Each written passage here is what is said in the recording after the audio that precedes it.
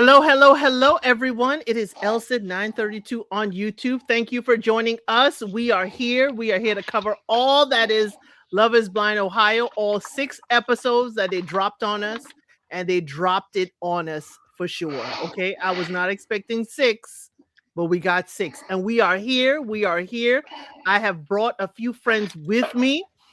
Y'all know Trey. Trey covers other shows on here with me. Y'all know Trey. Trey, how you doing? Evening. Well, good afternoon, everyone. Glad to be here. We're back for another season of America's Lovers Blind. More drama, more problems. So let's get into it. And y'all haven't seen him in a while. Y'all haven't seen him in a while, but he's out here doing great things. He's out here knocking folks out. I was And just about to say that. we're hoping y'all are going to be very welcoming. We haven't seen Easton in a while. Easton, how are you? What's up, everybody? I'm excited. This is going to be a great season. One of the better seasons that I feel like we've started off with a bang. And so I'm ready to get into the mess with the pods and even them going to Mexico and even some people not going to Mexico. So let's talk about it. Oh, we will. And talking about who didn't go to Mexico, let's start there. Vic and Christine. So Vic and Christine, y'all are engaged. They did not go to Mexico. We saw a very much of a hodgepodge of their their journey through the pods. I felt a little cheated because we did not get to see a lot of their dates. Like, who else were they dating? Who else were they matching with? Did they have something, to think about? And as Cheryl Davis is saying here, our dream couple. Here's the thing. I have no problem with them not going to Mexico. If you have seen Love is Blind Italy, we had a couple that did not go to Morocco. Okay. Hanoi. And we also have, she was engaged to Alessandro. They're married. They're still together. They didn't go to Morocco. The vacation ain't the end all be all. And if we notice, they were filming themselves. So they didn't even have a crew in Malibu, California with them. So, Easton, tell me what you think about Vic and Christine. Do you think that they're misdemeanors of the past is why they couldn't go to Mexico? I mean, I've been reading, and that's been on the, in the interweb, but after like explanation, it does make a lot of sense. So according to casting, the reason why was because of the budget allotment for those who are going to travel to Mexico, and also because Vic and Christine didn't have a lot of connections in the pod. So it makes a little bit of sense, although I wish we would have been able to see even just the organic nature of their relationship, because it's refreshing compared to all the other seasons where you're getting nothing but drama and love triangles. And also this being one of the rare seasons where we've gotten to have a main cast member, Vic, be such an exemplary Black man from what we get to see so far. A 10-year professor, somebody who's really big into criminal justice reform. I think that it would have been a really good opportunity to see that, like, everybody isn't Tyler, or everybody isn't some of these other characters that we get in the season. So yeah, unfortunately it wasn't because, or fortunately it wasn't because they're misdemeanors, it's just they were being cheap. But unfortunately is because they didn't have a lot of drama, and they're, kinetics. They want a little bit of drama. Yeah, they definitely want drama, and Vic and Christine has not been giving us drama. What they have been giving us, though, is a little bit of trauma. We have found out, one of them, the parent, refuses to go to therapy and has been, generationally passing down what has been happening. But Christine seems very aware, and I wonder if that boundary, can she hold that boundary in her family? That's the only thing I would say I want to see with them, how they navigate the challenges of the family. Definitely, but they have certainly shared a lot. Trey, what were your thoughts on Vic and Christine? Trauma bond with me, my love. Let us be together and bond traumally. Or, something just occurred to me. Issa just said something. This is the first Black guy we've gotten in a while that's kind of you know, somewhat clean, non-problematic, whatever, stand up. In my mind, I went, yeah, but because I'm sorry, I'm sorry, my ladies. I'm with you. I'm sorry, my ladies, but I have been noticing they want to put the yeah, but of why he got to choose the white queen, and I'm like, dang, that's who he match with. What we supposed to do? That's who you match with. But it's been interesting. Um, it's funny when the thing happened. When the thing happened, and they were the ones, the couple that didn't end up going to Cabo Mexico. I went, Honestly, the first thing I thought about, I went, wait, is this because one or both of them are unable to get a passport because of what happened back in the day? But I was like, I thought that was expunged. What's hmm, what's going on here? And I'm not gonna lie, I don't know if I'm not on board of the whole. Well, you know what? They covered it well. I have to give Kinetics their props. They covered it well because historically they've only shown us 5, maybe 6 couples at a time historically. So it kind of makes sense to point of, hey, we only have enough funds to send a certain amount of couples here on these trips. We got some extras, so we was unable to do it. But then it clicked in my head. I went, but wait a minute. You've always had more couples that probably have proposed to one another. You've always had that every season, everywhere. It's all, but you choose which couples you want to show. So what is it about this season? This is why I didn't believe the whole, we ran out of funds. It was a convenient answer, and it's a believable, true answer. I don't know if it's the truth. Well, we also know that there are other couples that didn't even get the option to stay in California. There have been other engaged couples for this season that they never even made the cut. Okay. So it's like, what is it about them that, really, they were given the option to be in Malibu. We want you to still be on the show, but we're not sending you elsewhere. And that's right, Alyssa B. Malibu costs the same as Cabo. But here's the thing. They don't have a crew. Go ahead, Easton. Yeah, that was what I was going to say. I think it was low, but they had everything. It was just them and the phone. It was just them doing this the whole time. All those videos were them of, hey, we're waking up, we're in Malibu. It was never with a crew or anything like that. And I'm just assuming that you probably have 2 or 3 people plus a producer for every couple, because everybody has their own producer, their own couple people, and so I can see that getting a little bit costly, but I think it is by design that they are keeping them along, because I do believe, was it Miguel and was it I'm trying to think, Alyssa were married and they didn't even get any airtime, or engaged and they didn't get any airtime. Miguel was the guy who a lot of people were saying had to date outside of the Columbus area because of for whatever reason. So there were people who were engaged that didn't even make it to Mexico. An so option. Where is that? Yeah, they didn't even have the option. Yeah, they didn't make it to have an option. It's very interesting. And I'm going to start with you, Easton. It's quite interesting that Tyler, one of the sisters, one of the African-American ladies on the show, was in the ladies' lounge when she told Christine, it seems you and Vic have the same family story, but y'all are of different colors. I would like production to tell us how Tyler know Victor is a brother. How did that come around? They've gotten real lax. That's been my biggest issue as of late, is that if Love is Blind, I don't have too much sympathy for the viewers who watch Love is Blind anymore, the people who choose to go on Love is Blind anymore, because we have 10 seasons of data to understand how they act and operate and treat people, or just how things kind of are operated under that franchise. And so season 10, they've gotten incredibly lax with. They're talking about their culture,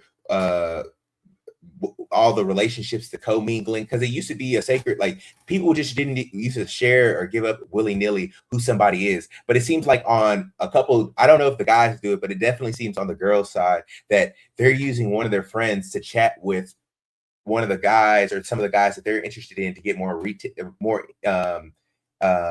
information about a particular person. Oh, y'all be good. I've heard that more times this season than I have all the other seasons combined. It seems like they're using one friend to go recon on a potential guy that they like, and then they're also like kind of chatting and co-mingling and discussing who they like more than ever. And that was completely against the rules in like the first like 5 seasons. I think that devalues the experiment in general. And again, this is an experiment. This isn't like a true relationship or anything like that. But yes, you could tell by Vic's voice that he probably was black, but still it just seems like they're really doing more recon than they have done in the past, rather than just like, hey, are you like, they're keeping this stuff ambiguous.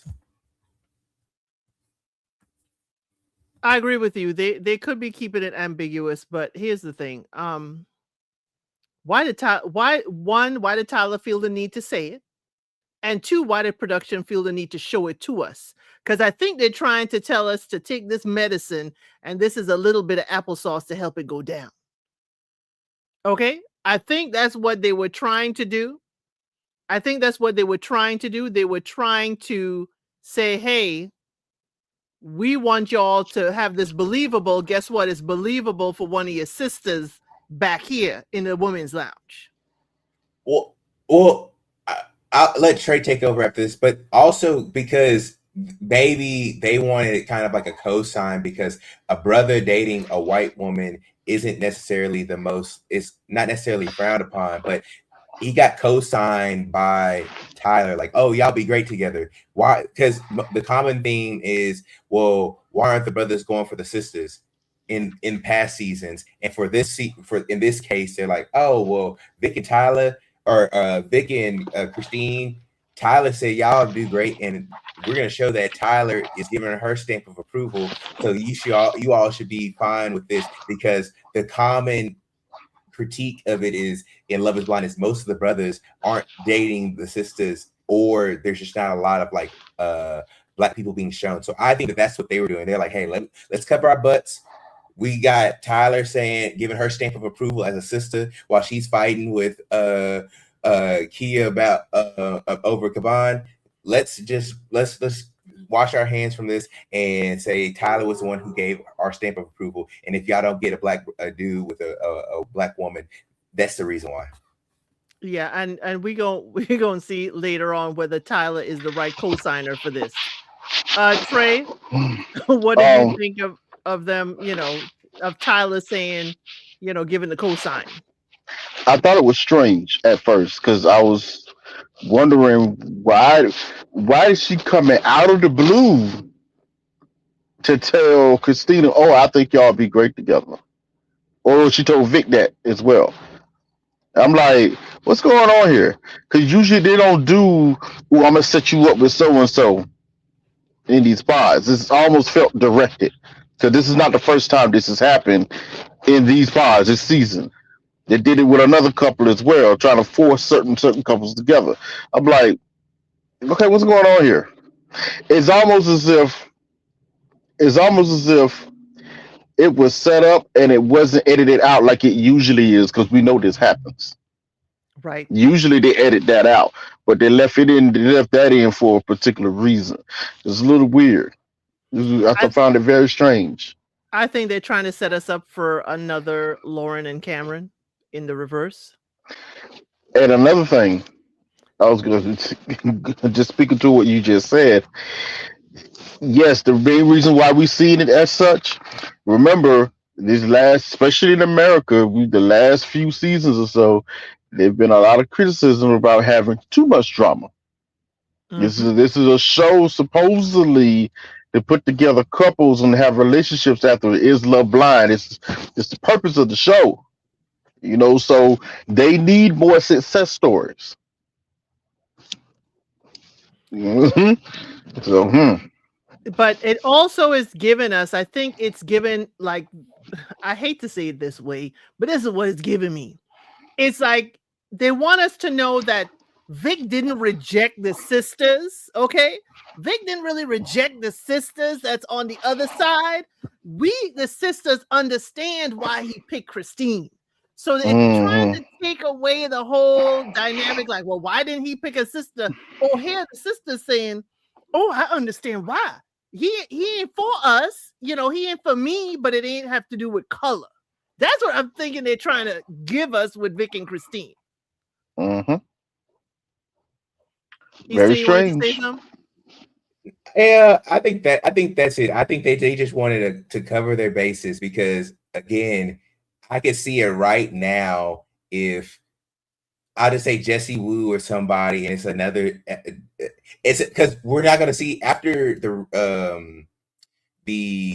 party that they'll have, like where they see everybody after the pods and after Mexico. We're not gonna see the sisters ever again until the reunion, possibly. We ain't gonna see the so they're just trying to cover the bases as to all right. We tried to get the sisters on the screen and try to get them together. Since we don't get that, I don't want y'all coming down saying that we being racist or we being prejudiced and we discriminate and nothing like that. We even have one of your own giving us the pass to let this brother date a woman of the Caucasian complexion. So all I'm saying is, I think that that's what they were doing. That's their plan. Is just like, hey, let's cover our bases because Jesse was gonna have a field day, and now they can be like, well, one of your sisters said they would be a really good match. One of your own co-signed this coming together as one. Okay. That is what I was like. Ooh, okay. Let's mm-mm. So is there anything else, Trey Easton, you want to say about this couple before we move it along? I hope they have nothing but good vibes. I again, we need I think although it's not, with one of the lovely sisters that was on the show, we need good representation of love in general, and also we need great representation of black men. And again, for all intents and purposes, and for what we got right now, Vic seems like a really great candidate, a really great guy, and so I hope that him and Christine have a fruitful marriage and things go well the rest of the season. So nothing else. Here's my cautionary tale. Usually when we don't see drama in the beginning, that means drama is coming. That's true, but I think that the only drama is going to be Vic internally having to process dating somebody who might not be familiar to his own race and his culture. I Are think you that's. trying to say this is Vic's first turnaround? Because I don't think so. I don't think so, but I think you also like knowing that this is supposed to result in marriage is a completely different thing. You might be dating around, you might be casual or situationship or something like that, but we supposed to get married, and my mom and everybody else is supposed to meet you. So we'll see. We shall see. Definitely we shall see. Okay, Easton, you are our guest. Okay. Where would you like to go to next?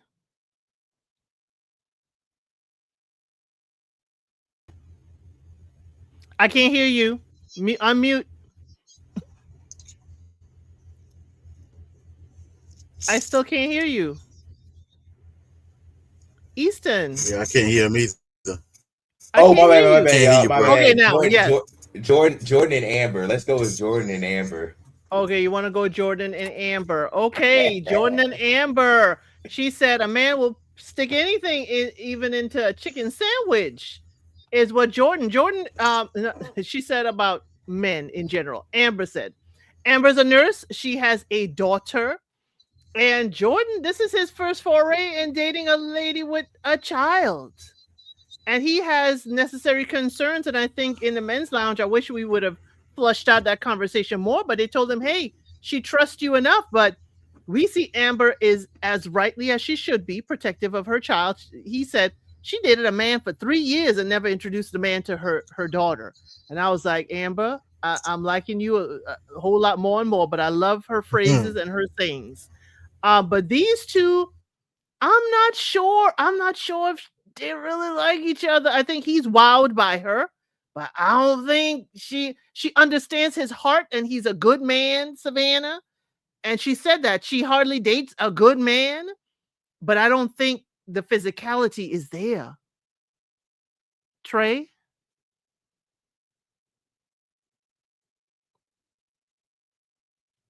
Okay, are we Trey, are you I think Trey's frozen? frozen. Okay. I'll Go ahead. Go ahead, Easton. This is a situation where Amber's trying to grow in love. This is not a love at first sight. She's trying to grow in love. I'm looking at this from when they did the reveal. When she hit that silhouette pose, I said, I don't know what kind of character we dealing with, but she's the main character.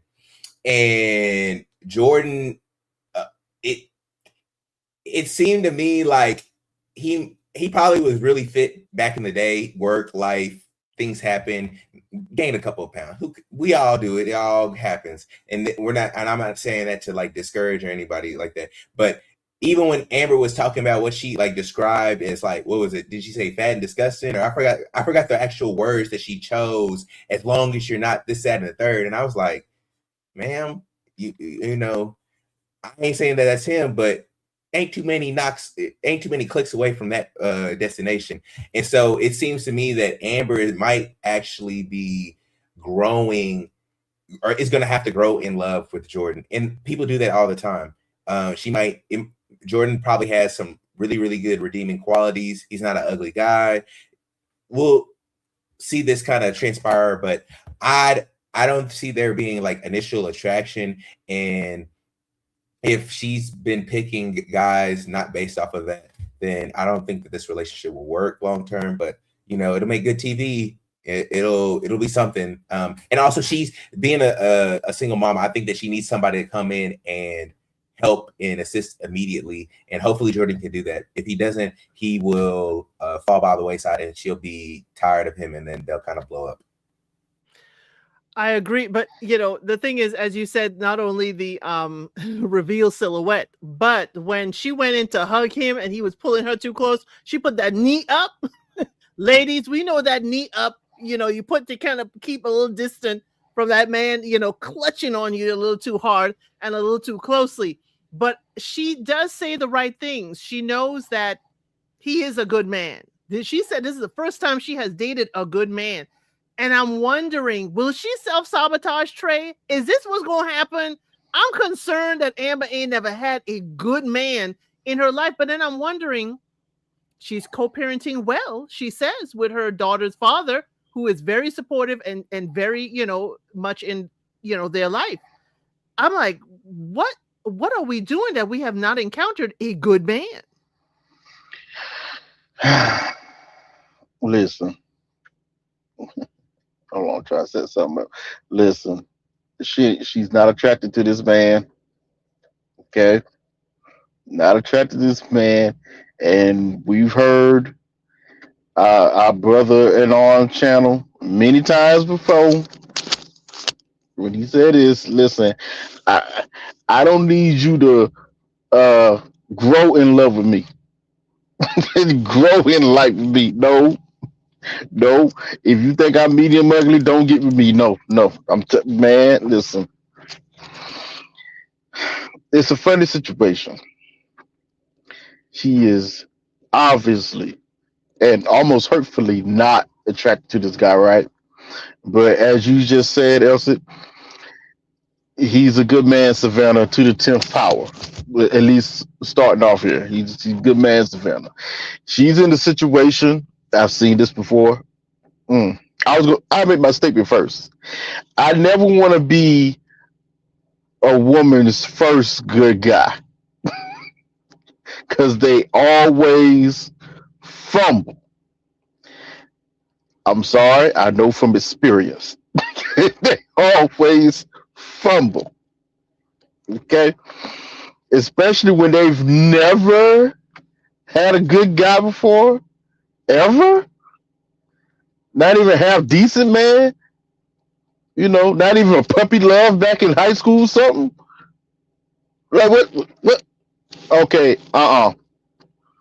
bro, he's about to be sliding down the wall. He's about to be sliding down walls. Not only a good man, Trey, but he's a good man that doesn't have a vision of direction for his career path. True. Because what, he's an account executive. That's what they're saying about him. But he said he went to school. He finished school because he was told as a child, and I hate this word, but he was told as a child, even by a teacher, that he was stupid.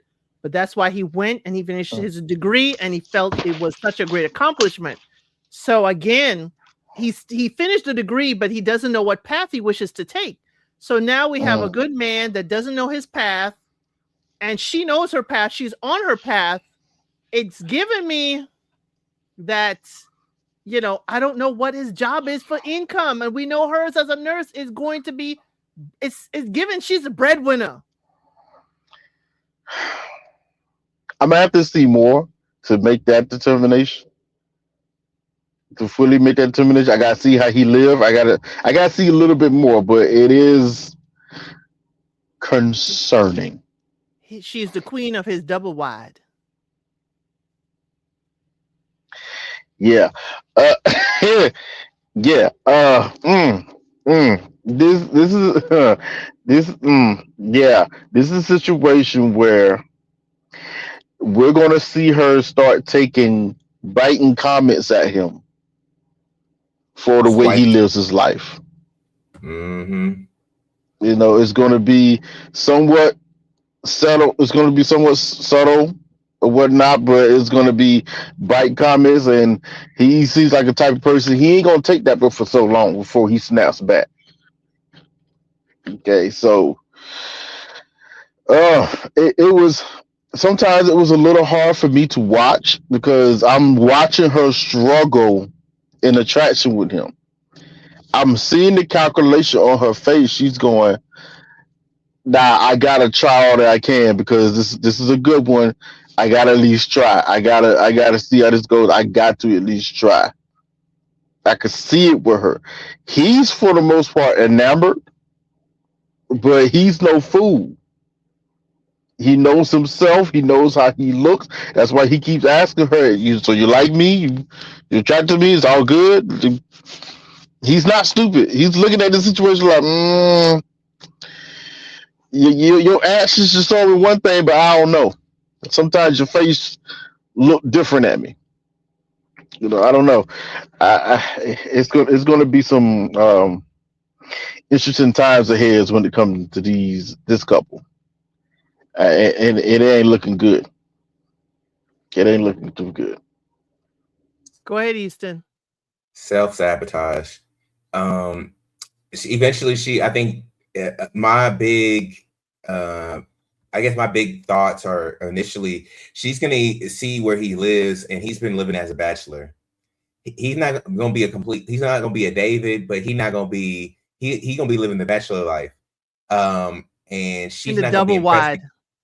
Oh yeah, the double wide. She's not gonna be impressed. And eventually she's gonna slowly nag and tear at him. And it's gonna be the end of it. He gonna probably recluse and turn into a shell of himself because for somebody like Amber, she needs somebody to hit the ground running and either have it all together already or got it 90% of the way and be able to take some stuff off her plate. And I don't think that he's there for that. And honestly, Love is Blind. I don't think that Love is Blind is for people. Not saying with people with kids, but I don't for sure if you're not somebody if you need somebody to help come in immediately and be a starting quarterback. In my opinion, Love is Blind caters to people who have been walking through life happy-go-lucky, and then they need a little bit of a jump start in their life. You don't need a lot of stuff going on, and then I'm gonna get on Love is Blind. I know we want the diversity, but that's just a terrible recipe waiting to happen, in my opinion. I'm gonna say something a little more direct. Love is Blind, for the history of it, Love is Blind is not for the traditional. If you come in, it's I hate to say this, especially for the ladies. If you come in there looking for a traditional marriage, man mindset, whatever, usually this show is not set up for the traditional. It's not, and you're usually not going to come across too many traditional men either. We get some every now and then. They talk traditional, but when you actually see how they live their life, whatever, it's not really traditional, at all. So this show is usually for the alternative. I use that word. That's better. It's for the alternative. It's for what some women actually say they want, but usually don't realize what you're getting. It's like, no, I want to be my own person, individual, and I want somebody to be a partner with me. That's what this show is kind of built off of. But they tend to want these men to be traditional, and you notice they haven't really been getting traditional-minded men at all, especially the U.S. version. Here's a Especially the U.S. version. Here's a Mhm. question. Amber said that her small town judges her and kind of shamed her for having a kid out of wedlock. She had her kid only like 6 years ago, 7 years ago. Are we still doing that? I mean, is society still doing that to women who are unmarried out here? What we doing? Depends on the town you live in.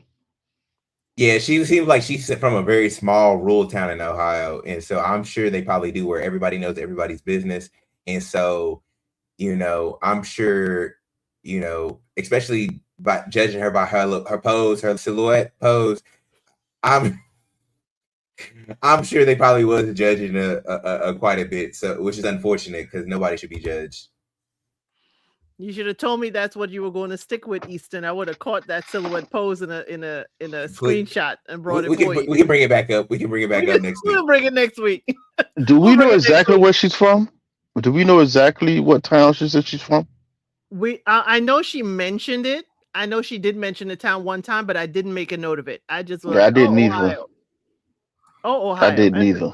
And for those of you who are an international audience watching this, the reason why I keep on saying a double wide, that is a trailer style home. It is, 2 trailers wide.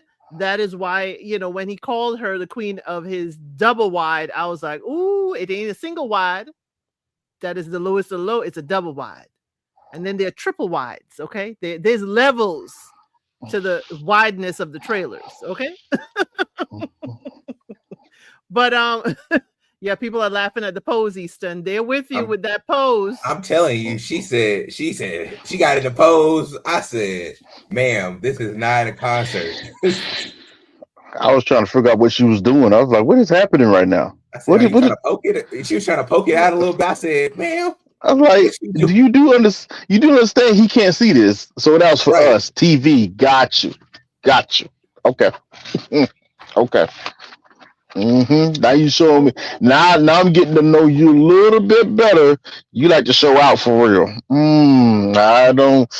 And that does not bode well if you with a man who, again, we don't know these people, y'all, but a man like Jordan who seems like more salt of the earth, regular guy, right? He is not going to be showing out with you. But he will. But he will hold the door open. He'll hold the door open. He'll help out the old people.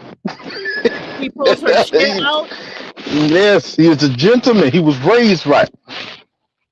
So I don't know. I don't know what she's looking for, because it seems like aesthetically he may not be what she's looking for, but definitely, personality. But my concern is he has that degree. He doesn't know what he wants to do. He doesn't know his direction. And that to me is going to be like, she's going to feel like she needs to push him in a direction. Is she 33 for real? I got to ask. People have been asking. Let's just go ahead and get it out of the way. She's 34. You said 44? I'm sorry. Trey is trying to be funny. Trey's trying to be funny. Y'all know what they've been saying, that Amber looks older than 33. Okay? I can't sit here in good conscience not say that when she said you're 33, I thought she was capping. I was like, ain't no way. But I let it go. So when I started looking around, see what some of the opinions were, I was like, oh, people thought like I did too. Oh, okay, I ain't crazy. Yeah. She did say she likes a husky man, but again, there's husky and there's husky. Trey, We all get fat. Mike, you keep rubbing your mic, Trey. She don't. Let's just cut the chase. She didn't like initially what she saw from Jordan. Like I'm really focused, and I'm locked in on what they do whenever they meet each other for the first time. And she didn't look very comfortable. She didn't embrace him very. It wasn't like, oh, I'm thankful that I got paired up. It's like, okay, I'm gonna have to work for this one a little bit harder than I normally have to. And I think that she also I think a lot the dynamic in this is like, hey, we're all on Love is Blind. That means we've all struggled with love in some form or fashion, in some capacity. And in hers, she's very forthcoming about, the difficulties of being a single mom, which she's very open in the front with. Whereas I think that Jordan might be a great guy, but he can improve in some areas here and there, much like everybody else can. She's just not attracted to him, and that we have to be mindful of that, because I think that's the largest indicator in Love is Blind. It's like, hey, how do they operate when they reveal to each other? Not even when they talk behind the pods. It's what does the reveal look like? KV and Edmund, we've seen it time and time again. When they look like I could do better than this, it's gonna be a shit show for sure. Well, she didn't mind sliding his CPAP machine to the side. She's being nice for now. Issa's right. At some point in time, unfortunately, it always catches up. Everyone is quick to say, oh, especially women, oh, looks don't matter to me. It just, yeah, it does. Because they wouldn't put all this emphasis on the reveal and how you look, and the camera is zooming in on your face to see what your reaction is. And usually at some point in time, your reaction catches up with your principles. And we get to see what your principles really are. Mm-hmm. And don't let the slide in the CPAP machine over or anything fool you. Most of them people be drunk. They be 8 goblets deep full of tequila in Mexico. So, people put one and one together and get 3. This is a temporary fix. This is just a little Band-Aid over the gushing wound. I don't put too much stock in that. Funny choice of words. Funny choice of words, Easton. Was it a gushing wound? We don't know. We don't need to find out from Amber. But he loves to cook. Cooking is his love language. He could be the one, I'm not saying staying at home, but more, closer to home. The cookies were good. The food was good. Everything seemed good. I mean, it could be non-traditional. No, Amber gives me 1800s Victorian traditional. Not the 1800s. That's what she gives me. And Jordan gives me millennial. Like, it's going with it's the funny. vibe. I played Halo all night with my friends. Millennial. It's funny Easton should say that. This is the reason why I wanted to know exactly where she lived at in Ohio, because if it's centered around Columbus, if it's anywhere above Columbus, those areas, whatever, there's a lot of Victorian style housing, and even the towns and stuff is still Victorian looking. So it's not outside of the realm to see even Victorian style dress wear. Like I have passed through some of those areas, like, are we back in the 1950s? What's going on here? This is weird.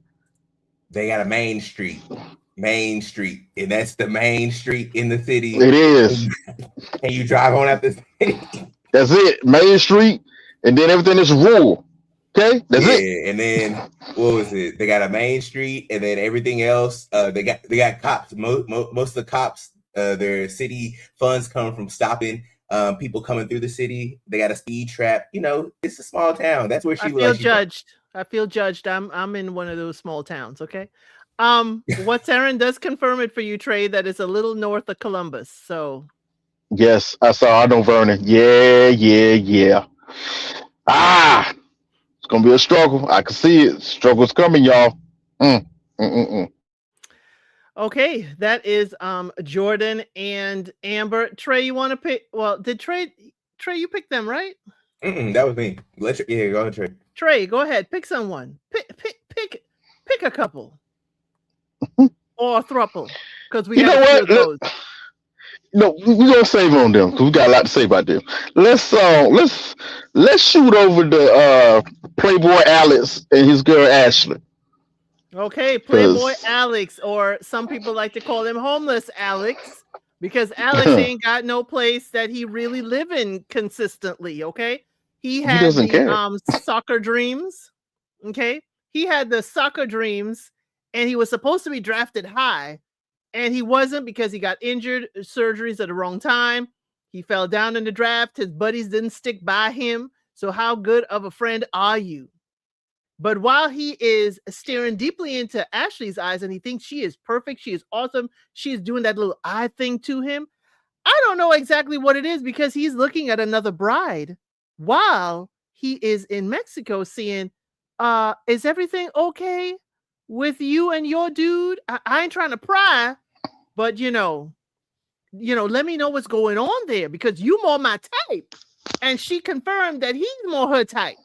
So what gives Alex? Y'all going to Arizona, Florida, or back to Ohio to figure out where y'all want to live? What are we doing? Trey, what are we doing? Listen, this is going to be one of those situations.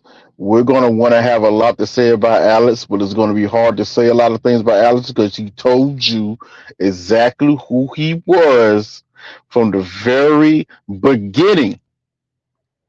He told you in so many words. He's a visual. I don't see how he got on this daggone show. He told you very beginning, I'm a visual person, so yeah, I'm gonna care about how she looked. So he is. His vanity level is high. Number one, okay. Number two, he told you that he's basically an F boy. He can pull the women and has pulled the women and will continue to pull the women. Okay. Number three, I'm gonna be honest with you, I can't say that he's a dusty, because if you can afford to move and live in different countries every 6 months, you're not dusty. You're just not settled. He has been living his HOE life. And it looks like to me he's trying to find someone that can fit in that niche without him having to change that lifestyle, but too much.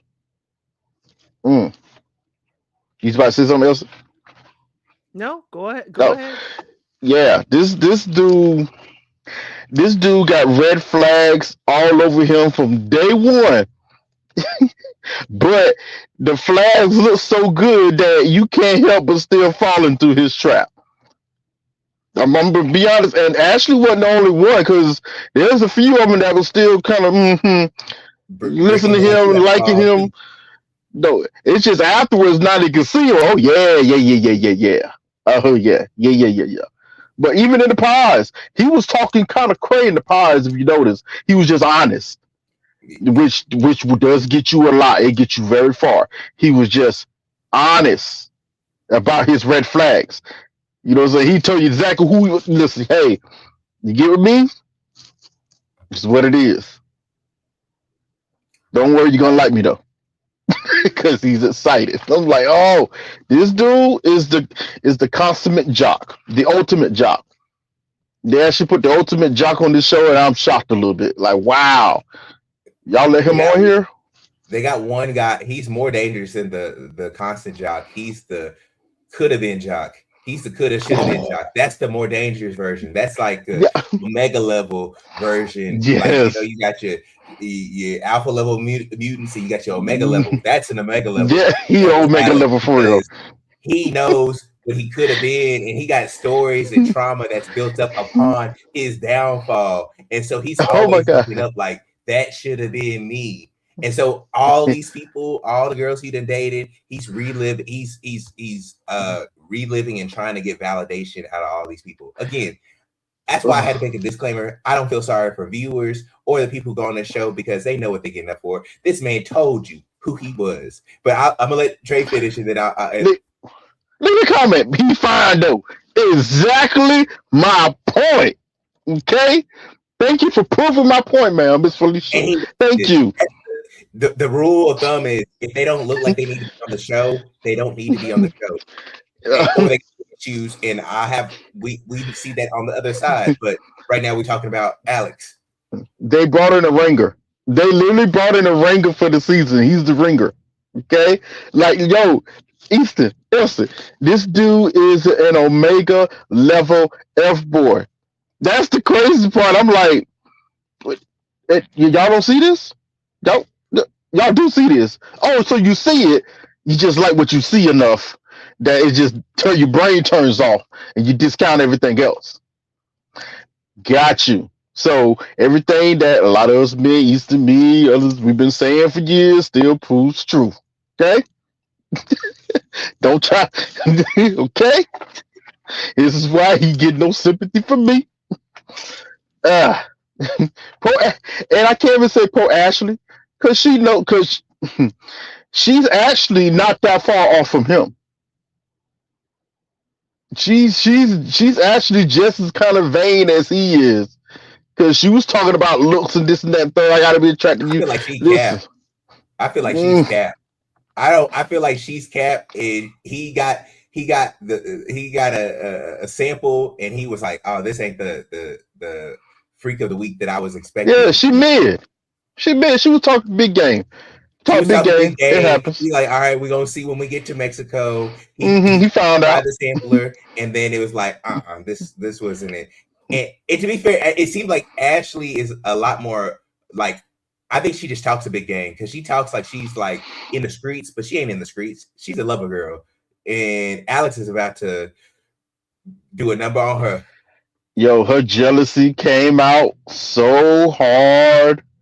And now this is the first time the F-boy has ever lied. It tripped me out. I was like, bro, you really didn't have to lie, but you did. He downplayed everything. He knew what she was asking when you said, so how was the conversation with everybody? You know, it was like, oh yeah, were you flirting with someone? I was like, oh no, I wouldn't call it flirting. It was not really flirting. I talked to so-and-so. Oh, what about so-and-so? Oh no, I wouldn't call that flirting. Till they got all the way to Brittany. Oh no, y'all wouldn't call it. Even though we just saw you basically tell her, hey, what's up? And she said, hey, what's up to you? Diabolical. Remember, she says she conforms in toxic relationships, and if hurt, she becomes numb. And but the thing is, she stays in the foolishness, is what I heard when she said it's rather she be numb and not feel anything. It's like she doesn't know when to leave, when to get the heck up out of there. And I was like, Ashley, Alex gonna take you. He gonna drag you all the way across the country with this foolishness, because you gonna stay. Right. You are going to stay, and you're not gonna leave. This is why I think, it's just a little piece of what her dad said. She got a bad picker. She don't, the picker is also, she don't know when to pick her bags up and leave. It's like, Ashley, what the heck is going on? Yes, he's good looking or whatever, and you're seeing, stars in your eyes or whatever, and you demonetized a little bit now. But now it's like Alex done had you, and he's over there flirting with old girl, finding out that we're going to talk about her. She on her celibacy journey, and he knows she ain't getting none from her dude. I said, Alex, she asked specific, but you know what, Trey? He really didn't lie, because Ashley asked, did any of the ladies flirt with you? He didn't lie. He was the one flirting. Brittany did flirt with him. Absolutely. It wasn't a direct flirt. She was just like voicing Nah, her grievances. Issa, But if she stop was laying it covering. out there, she Issa, definitely was stop putting it on covering. top. Nah, bro. Nah, stop covering. You know it and I know it. She was straight up flirting, okay? She You was, ain't, but you don't I'm gonna give tell her no a pass man. because I'm You 8 goblets deep in tequila, and so my perception might be a little off. And so he was using you technicalities to walk himself out of this you don't situation. tell no man that okay. First, he opened it. I give you this. He did open the door. He said, "It's obvious to me. It seemed like there's some struggles with attraction going on your standpoint." He said, "On your standpoint." She's like, "Yeah, usually, I have a certain type, and she explained her type, and it fit him to a T." I'm like, you flirting? You flirting And he explained his type was her to a T. You're flirting, okay? She engaged in the flirt.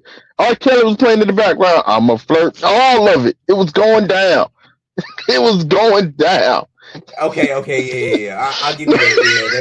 Yeah, that boy, cold blooded. That man, he might be Omega. He might be a 1-on-1. He's the type of man because he mirrored her when she was saying her type. He hit him back with, "Yeah, I like a little darker." Brother. Exactly. Yeah, she engaged first with it. He opened the door. That said, well, he opened the door in a way that it made sense for just how the show goes. You talk about each other couples. It looks like you're struggling a little bit. Okay, boom. All of a sudden, she just opened the floodgates. Oh yeah, struggle this and that third, blah blah blah. But and I ain't gonna lie, when we get to them, I'm glad it's weird. I brought them up because it's a segue into them. Cause I got some. Y'all ain't gonna like me with my take with Brittany. Devonta getting smoked too. I'm 100% with you on that. But you ain't gonna like my take. No, now that I think about it, Alex. The thing with Alex is that, well, I'll say this. I think Ashley being 34, from a calcium standpoint, she's that's prime calcium. She's not an ugly person at all. But I think for me, she feels like her time is ticking, and so she's trying to speed run this thing, and so she's willing to put her flag down with Alex, although he reminds her of every ex that she's had that her dad has that she's fallen for. I hope and pray that she gets to her senses quickly, or this boy Alex is gonna go, 3 for 3, 2 for 2, whatever he's about to accomplish, because he's going to accomplish it. I have a good feeling that he is, but I don't think he's unserious. He never came on this show to settle down. They probably hit him up. They're like, "Oh, you a financial guy? You 31, 34. That age discrepancy isn't gonna work for me, in my opinion. We'll see it with the next the other relationships, but I just think that Alex is in a position. He's really unserious. He's like, why do I got to settle down now? I'm still licking the wounds of me playing soccer, and I should have been the next Messi, but my knees and my friends, they down me. So now I'm gonna get revenge on everybody in my path going forward. And so now you have an omega level mutant in Alex, and we got to do the same thing on Brittany. Y'all gonna see. The weird thing about Ashley.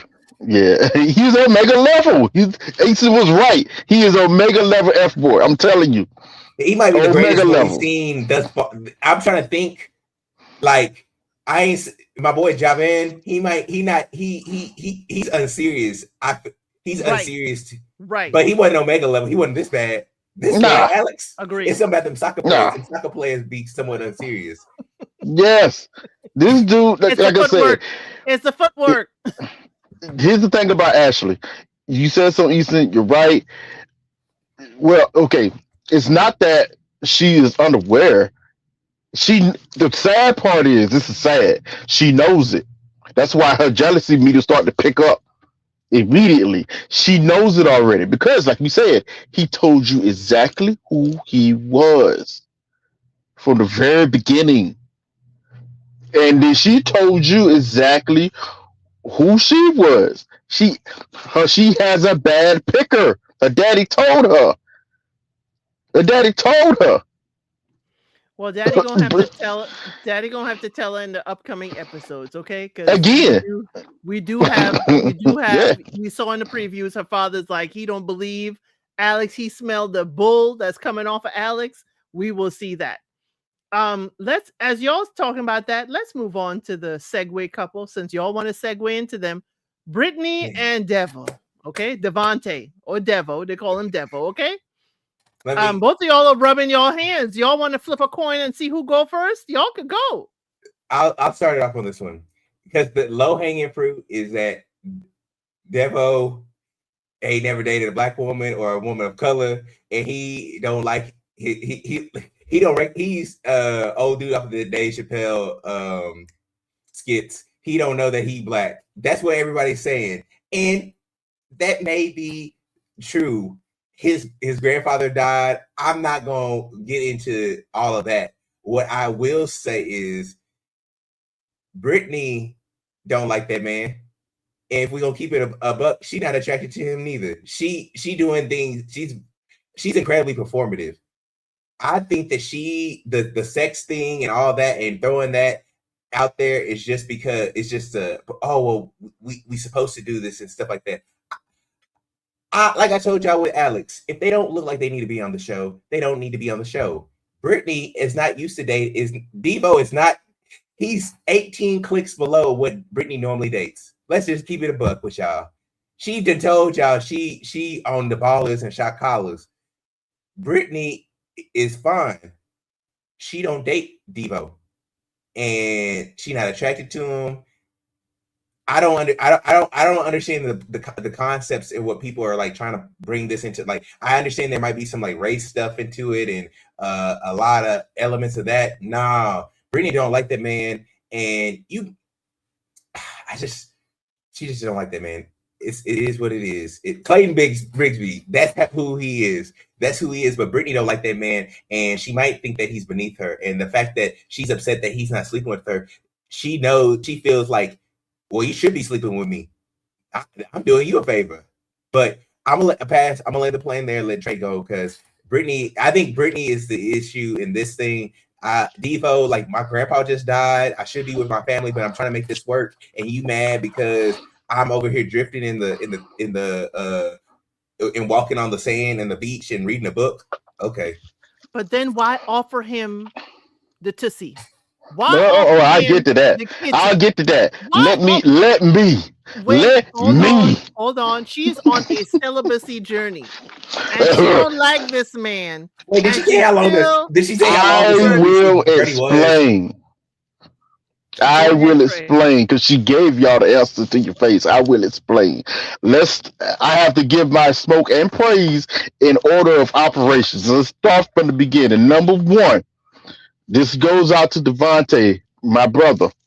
The moment you found out your grandfather was dying and this, that, and third, you probably should have left right then and there.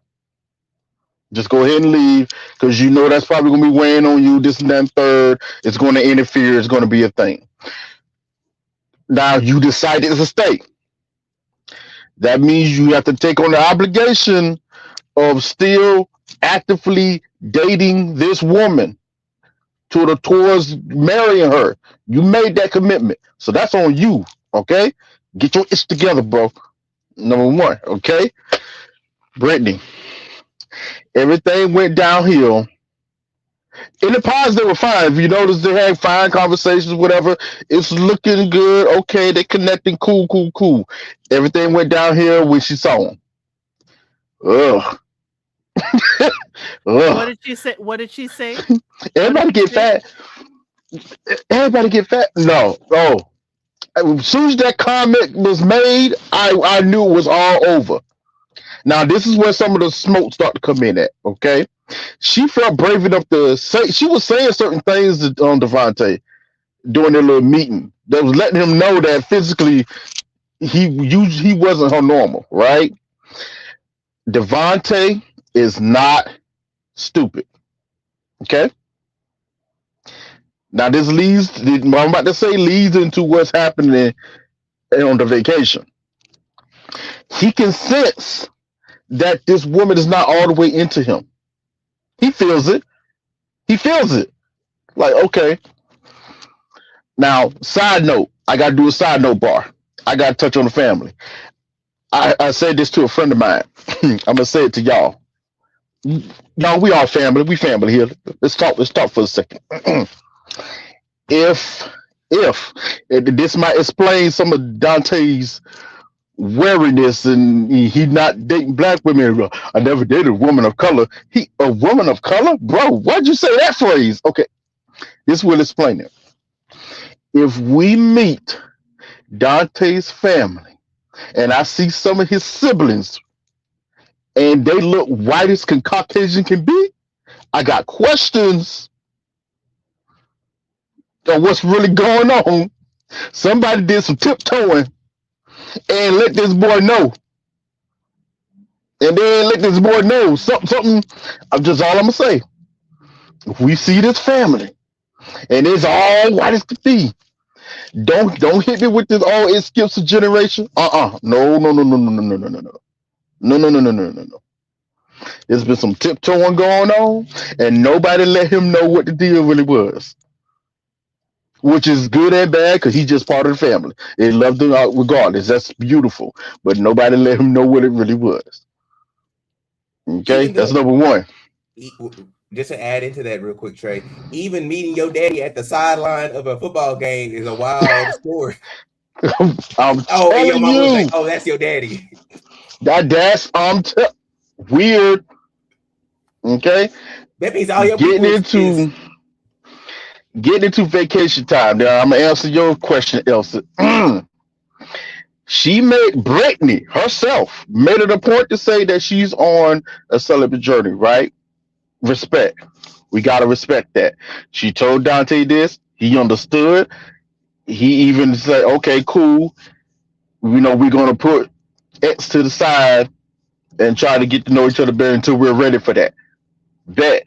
Now, as a man, that means he done put in his mind, ain't none of the hanky-panky going down. So I have to kind of remove myself or put myself in a certain position not to get myself riled up, so to say. That's one thing. Here's where things start to go wrong. When Brittany met up with the other ladies and found out that all the rest of them done consummated their relationships, she felt, number one, her words were she felt bad for him. The truth is she felt left out. She felt left out.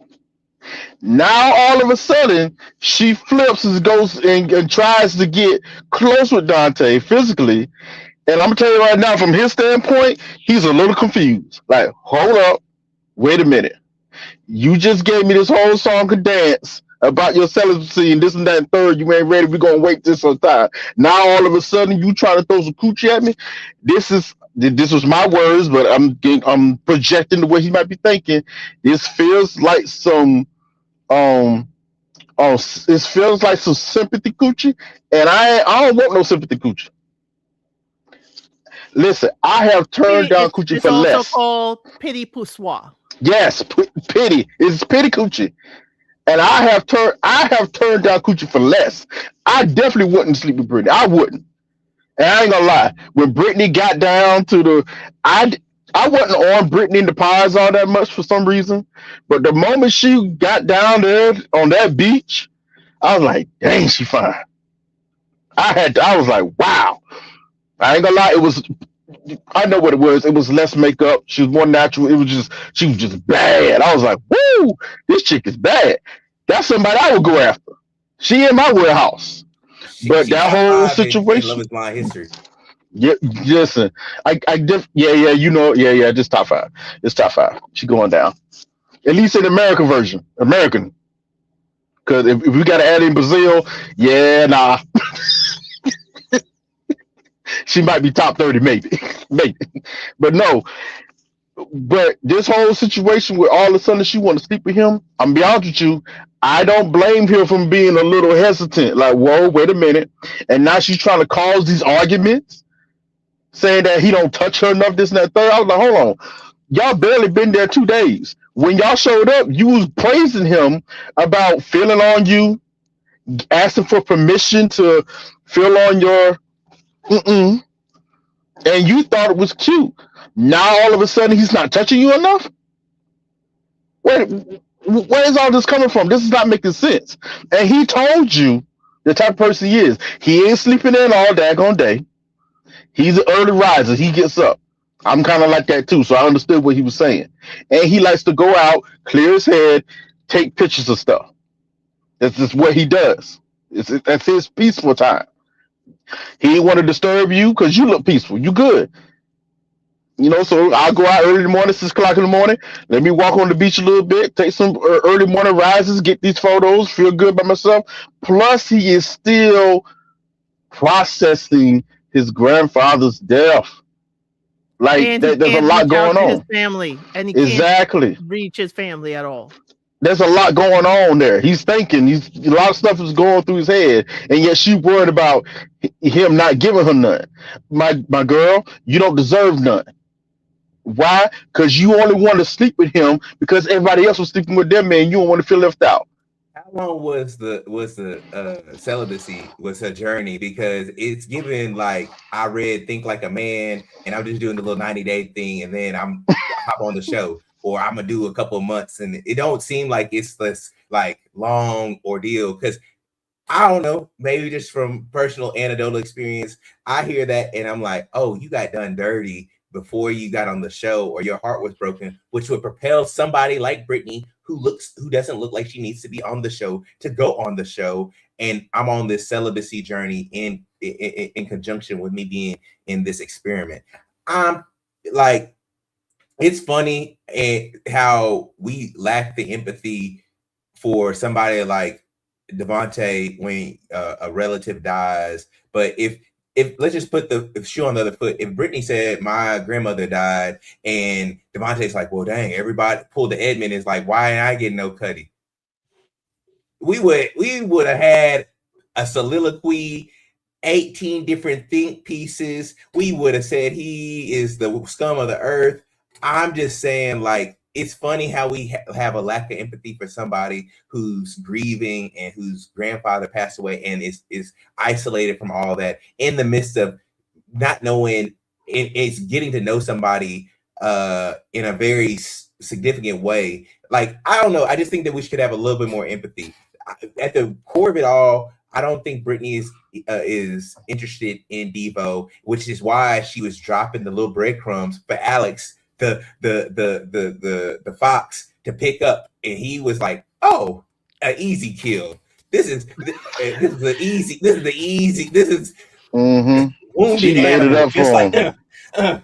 wounded animal." And She he's laid over it there, up the for wolf him. on the side, just like she looking back at him. She just hopping along, and Alex is just coming there, and it's gonna be easy. That's gonna be easy. And did y'all notice?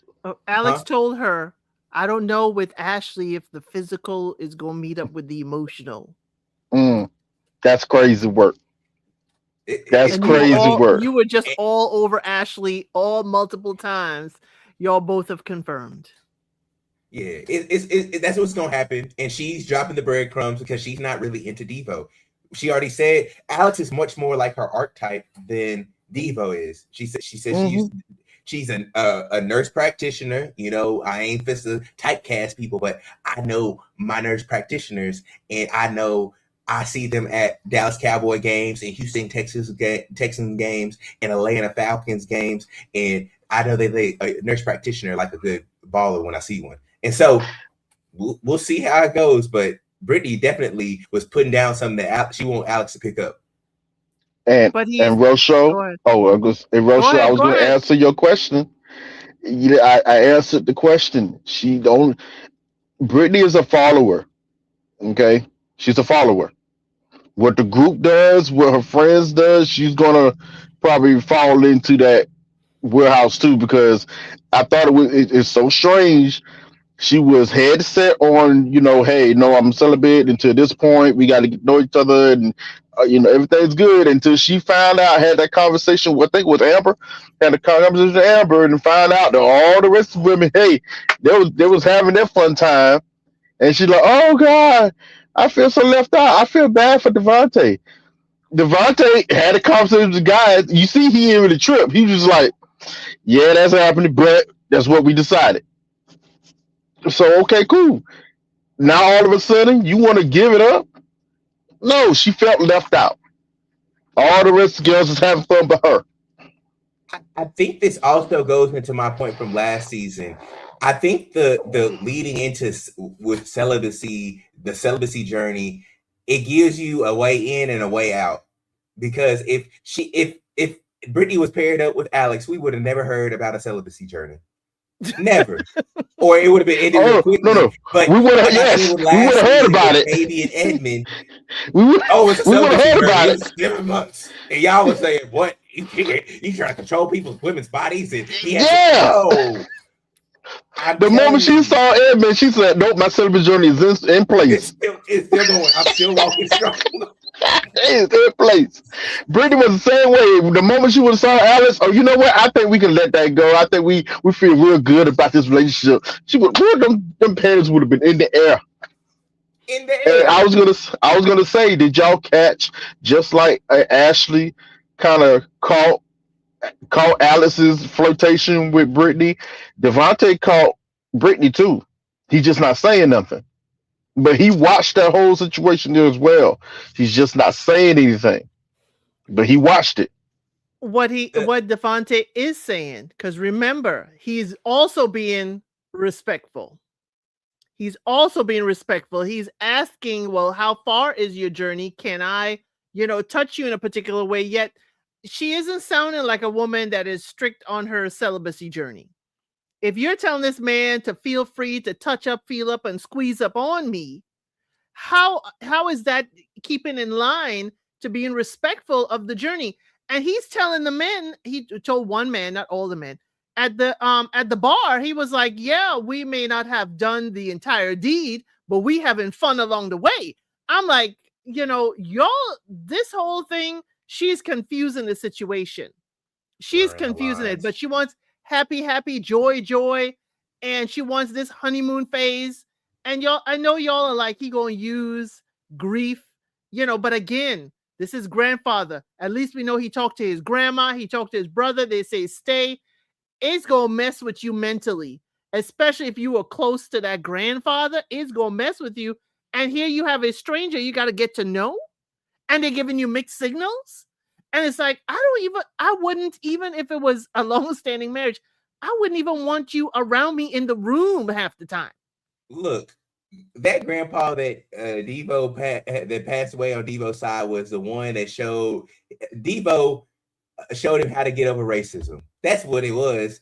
That man, I'm telling you, that grandpa right there, he got him over the hump of racism, and he loved him like the end of the earth. So I don't understand why people aren't like giving him a little bit more sympathy to his situation. Like we heard about his family situations. Like we all have had a relative or somebody like that where, you might have a child outside the family. And it seemed like Trey was saying, it seemed like he might have been the one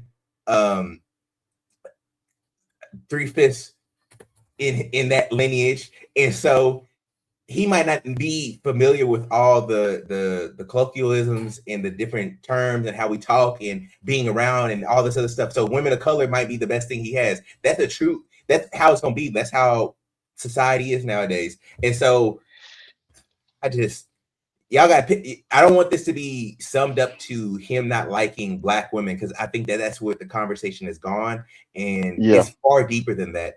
And like I said, if she really liked Devo, we would never heard about a celibacy journey, or the celibacy journey would have went up real quick. But you see how she talks to Alex. Watch, we'll see. I can almost guarantee this man has never had any Black friends. For real. I can almost guarantee it. It's not really ouch. It's just a reality of his situation. I understand, but we're going further. It's just a reality of it. I can just see it. He's always, from the area that he lives in. Listen, if you don't know, I drive trucks for a living. I used to, especially when I was hauling food, I used to be in Columbus, Ohio a lot. That was one of my main stopping points. So I was always in the city. When I used, if I want to go out, go downtown, chill out, whatever, I saw the demographics, how it looks down there, how they move. You know, good people, but yeah, there ain't too many of us. It's not. It's just Like, not. I don't know. It seems like the chat doesn't realize, like, especially in small rural towns in these like states that aren't like close to a really, really big city. Like, I have in Texas, you see that all the time. Outside of Dallas, Austin, and Houston, the rest of the state is very much not not black or even Hispanic. And so you might be the only black person, and not only that, but he's slightly white passing. I ain't gonna. He could kind of move in that direction. You give him a little comb over. Devo, he a loan officer. He kind of could rock with it. Yeah, like just the fact that his dad, he didn't even know that his dad was at a football game, and his mom was like, "Oh, that's your dad." After the dude said, "Good game," like what kind of like we got to put? I know everybody wants to hold him to the cross about him and him claiming his blackness, but imagine you not being the only black person in your family potentially. I don't know how his family operates, and you not knowing or having a lot of connection with that side. How would you act? How would you operate? How would you act? So. But again, he's the one who lost a family member. He's the one who has a grieving process. Yet she's the one walking out on him when he's like, there's a lot going on in my mind right now. It's not that I don't like you. I have a lot to process right now. But she's feeling the rejection and she's walking out.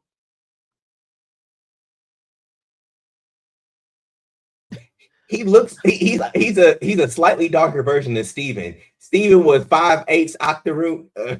He's a slightly darker version than Steven from the one who was doing all that weird stuff with and was had those weird kinks. He's a slightly darker version of him. That man can pass. Well, hey, we shall see. We have a lot more couples and situationships to get through. Okay. Where would y'all like to go to next? Easton, where would you like to go to next? No, we gonna save the love triangle. Let's let that last. But let's go with Connor and homegirl and Jessica. Yeah. Because I have no, sorry. No, Connor and Bree. I'm sorry. Bree. Sorry. Connor and Bree. Breezy. Or I also have this one. Connor, Bree, and Chris. Because remember, she had that connection with Chris. So let's start with Connor and Bree. Set us off, Easton. Connor and Bree. Bree is very unserious. Very unserious. Their relationship in the pod seemed like it was just a bunch of like my first and the second, and I didn't get my first, so I'm gonna lock in with my second. And Bree is very unserious. I don't like how she talks about like even the whole medium ugly comment. I'm like, ma'am, you ain't Scarlett Johansson. You ain't premium calcium, ma'am.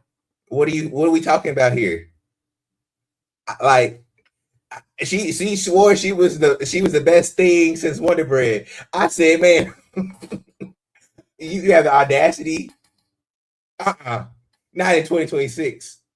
Like, and so she's not premium calcium to me. And so just how she was talking about the guys or just medium ugly and like her friends, she seems like she's kind of like not a feminist, but she's like a choice feminist who likes guys if they can do something for her, or she's just like, I'm gonna do this because I'm tired of being alone. Like, she seemed like she's struggling. Like, this gives me struggle love. Like, inflation, I don't want to do this no more by myself. Let me hop on Love is Blind, see if I can get me a guy and we make this thing work. Connor seems like he's going into it with a really good intention. And Bree seems really, really annoying. And she also isn't attracted to him. And so, since she's not attracted to him, she's keeping her options open. I ain't saying that she's freak of the week, but I wouldn't be surprised. I won't be surprised if she's still on Tinder rather than moving on to Hinge. You know, once you get a little older, a little more established, you move on to Hinge. she's still on Tinder. If you pick up what I'm putting down. Other than that, I think that she's trying to keep her options open. I don't like how she was really trying to meet up and talk with other people or wanting to elicit some type of response, because they are probably happy in their relationship and their choice, and it doesn't seem like she's happy in her choice and with what she's doing. And so she's trying to create some drama and see if she can double back, and that's the issue. And I'll leave it there because Bree, I was just yeah, that's why I put up Chris there, y'all. That was the triangle. Bree is telling Connor, Chris and I, we still want to go hang out and do all the things we talked about in the pods. But Bree was also talking about how everybody wasn't talking about their connections in the pods. So what's going on? Why isn't everybody talking about their pod connections at the pool? They weren't. Real quick, and I'll let you go, Trey. We're also seeing the evolution of the show. Like, these people aren't necessarily like falling for multiple people.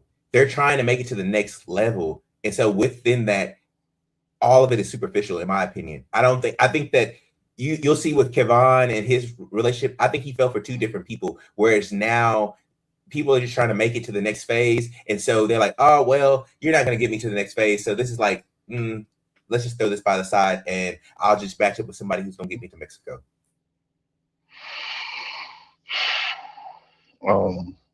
Connor is a bit unserious and indecisive man. Somewhat. There's a bigger example, but we'll get to them last. But he's somewhat indecisive and a little bit unserious. The funny thing is, he's locked in with a woman who is a self-sabotager, but she actually wants a fluid relationship, but she doesn't know how to ask for one. I'm gonna let that sink in a little bit. Polyamorous, is that what you're saying? I use fluid for a reason. I don't think she fully wants to go poly, but she wants for herself to have certain options. She wear the big draws. She wear the big draws. She wants for herself to have certain options. Okay. Now, the reason why I thought about this was because how some of the stuff she was talking in the pods, it felt like a free person talking. I've dated a free woman before. It's something to deal with. Okay. Dating one is one thing. Trying to lock in with one, the marriage, that's a whole nother subject. Okay. I'm not understanding why she's here. I'm like, well, okay. Because here's the kicker.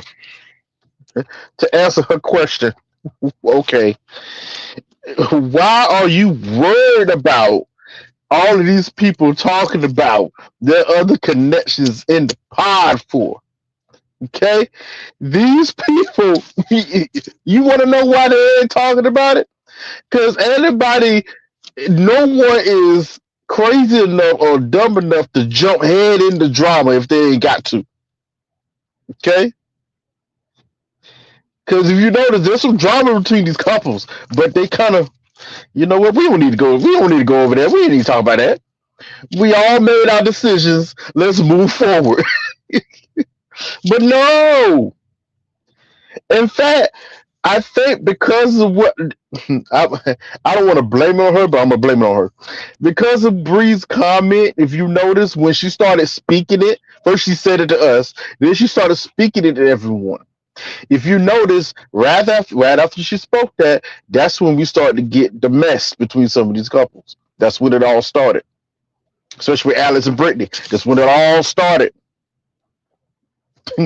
All beforehand, everybody was just like, hey, cool, man, y'all just trying to get along, cool.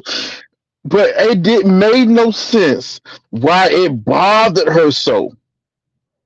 Why it bothers you so that these people don't want to talk to you. Or they don't want to. First, she guides it as these people don't want to talk about their other connections in the pod. I'm like, okay, but she used it as a guise of actually, I want to have a deeper conversation with Chris because I now saw him outside of the pods and he's kind of handsome looking. So I want to talk to the little boy. I want to keep him as a friend because even if we're together, he's going to be here. If he's going to stay in my life, we're going to go out. We're going to have fun. Excuse me. Meanwhile, Connor is looking at her like, "Are you crazy? Are you for real? She about to do a fool. Are you crazy?" I'm seeing him looking at her. He is staring at her like, "What?" He's like, "What?" And she didn't say we as couples. No. I'm gonna go hang out with Chris. Yeah, me and him. We're gonna hang out together. We're gonna go out and have a good time. He used me? Doing all the things we talked about doing together in the pods. I'm like, hold on. It was all I can't even it was almost massively done if it wasn't so obvious. Like, girl, you trying to set up for you're trying to set up for definitely disrespect of your potential husband and ID, making it okay for you to hang out with this other man who's in a whole other relationship to open the door for something maybe happening in case it does. But you're trying to make it okay. This is why I said she wants to be fluid a little bit. Not fully polyamorous, but just fluid. She's a free person. I just want to, She wants an open relationship. You know what? Now, you have to be more specific. Open how? Because for some reason, I get the sense that if the shoe was on the other foot, it wouldn't be like this. She might have something to say. As long as it's something that she would be okay with or that she sanctioned, she's cool. Like you said earlier, she wants to be the big dog, wear the big draws. As long as it came from her, even if she would allow her husband to step out, right, and be an open relationship, it has to be from her standpoint. I okayed it. I'm cool with it. Go do what you do. Now he can't do the same for her because it's going to be her decision. So that's why I say you got to be very specific when you say open. From whose standpoint? Good for me, but not for we. That's what exactly. And also, Chris and Connor aren't the same fitness level, shape, build, or nothing, and she ain't rocking with it. Let's just keep a spade a spade. Chris, if you ice plunge and you do this regularly, he's on a different level of fitness, and it's more of her or Breezy's time. Connor ain't doing that, and I'm just looking at their photos. Yeah, I don't think she necessarily she might like Connor. Maybe Connor gave her an opportunity to stay in the experiment longer and make her way to Mexico so she could try to coerce Chris into cheating and then good with her. But that's probably it. Remember when they were in the pod, she was going to break Chris's heart. She wanted, it's like, oh, how do I tell Chris? I picked Connor. And then Chris is like, hey, it's cool. I got my own lady that I'm picking. And she was like, oh my God, okay, I'm not breaking your heart. But I'm thinking, I don't know. Sometimes, those of us who are not healed, those of us who like to play we can't have. It's not only that, it's I don't want you to move on to someone else. I want to break up with you. Mm-hmm. And I want you to say, could you not break up with me? We have a good thing. Maybe I want you to convince me. Maybe I did want to break your heart and I did want to hear you, breaking down across the pot. I mean, come on. Some people are like that. I'm not saying that's how Breezy is, but as someone said in the comment section, Breezy because she just breezes left, right, and however direction she can. I mean, think about it. In this scenario, why she's so okay with it, her options are still optioning. Her options are still optioning. She knew full well that her second option had another option. And so when they say they're all going with the other option, oh well, he's still gonna be here even if I make this choice. So there's still an option there. Still an option there. The options are optioning. Hmm. Easton, you have anything else for this couple thruple? Mm-mm. Okay. Bree's gonna be some good mess. We're gonna get some good TV with her. Oh yeah, she is. So let's go on. Since we're gonna let Chris Oh, hold on. go We do ahead. gotta say it. Ooh, you don't like taking ice baths? Chris does. What in the heck was that? What? What?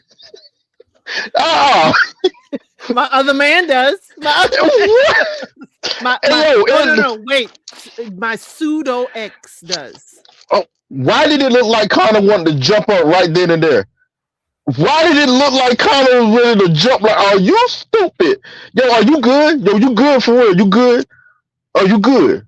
You cool? Are you cool? Like, what? That was crazy that she said that. Connor looked like you doing this for the camera. You want me to act up. That's what you want me to do. I Act up. need Connor to have his Marshall moment. I need him to be like, I need him to be at the coffee shop and be like, I know what you're doing. I got you here. I need him to have this moment. Is this what we doing, Jackie? I need my boy to have that because Bree's gonna take him there, and the sisterhood can't even protect her this time. So she is pushing this man. She is pushing him. And Well, I'm looking at his face. He doesn't understand why she's pushing him. He don't get it. What's going on? What's happening here? And I know I'm on camera, but am I on pump? What's going on? This is weird. This is weird. we see in the previews, the extended previews for the season, we see that Bree is being put out of somebody's apartment. but she's trifling. That's a trifling woman right there.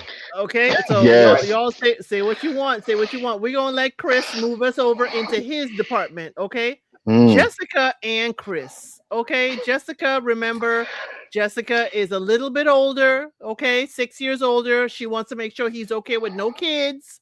He said he is.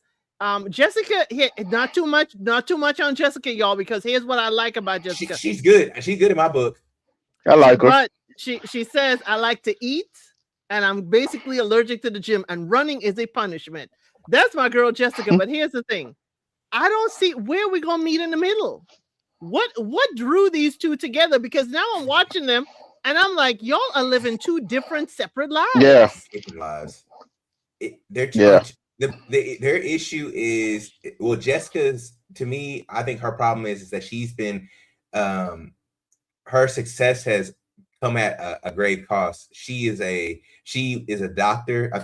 I don't know a specific time, but I know she was in the trenches with COVID and stuff like that. She was an emergency room nurse. Yeah, so she dealing with a lot of COVID patient, everything.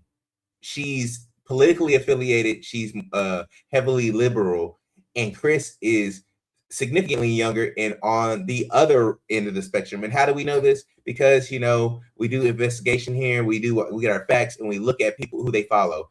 And yeah, infectious disease. I don't want to take away any of her accolades.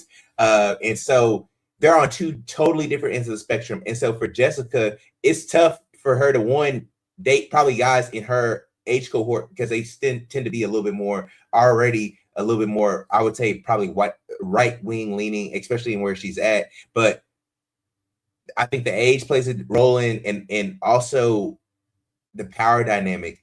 This is going to be a interesting one. They're going to have some good TV because she's going to get tired of Chris. She's going to get tired of having to pick up for him because according to what the TikTok streets are saying, he's dirty and funky and he don't take care of himself. And so there's that.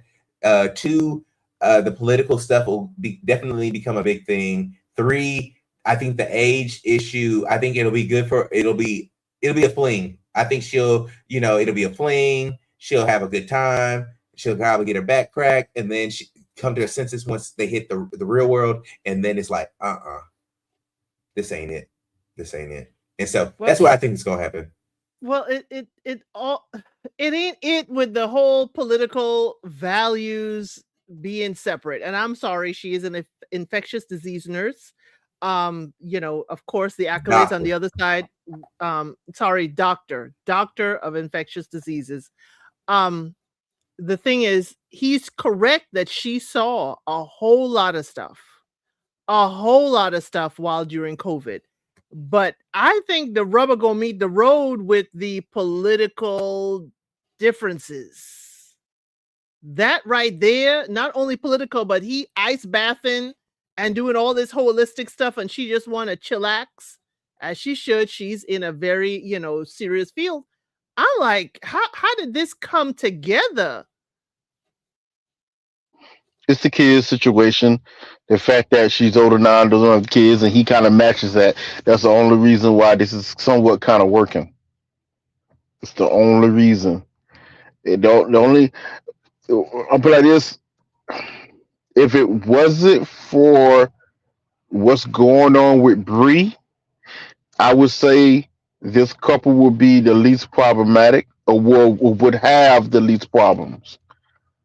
Even with the differences in political views, they'd be the least problematic. But because of what's going on with Bree and Connor's situation, it's going to trickle into this relationship.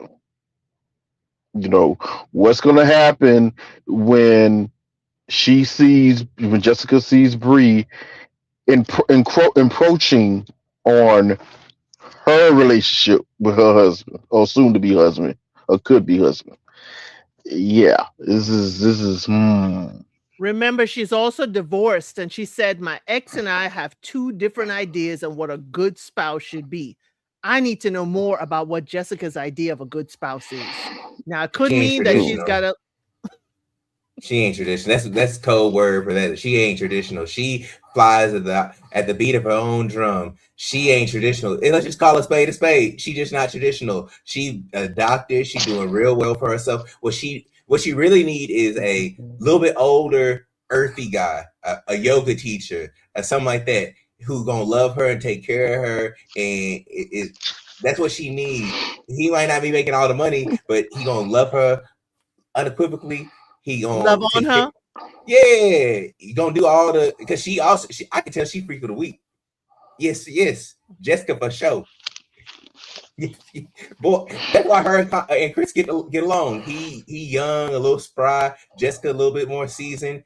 I'm telling, that's the only thing that they connected on, is that he got a lifestyle that's somewhat congruent with hers, and he a little bit lively and younger. And most of the dudes who are in her age cohort are probably boring, married, bland, or super political, and it ain't gonna work. Telling you.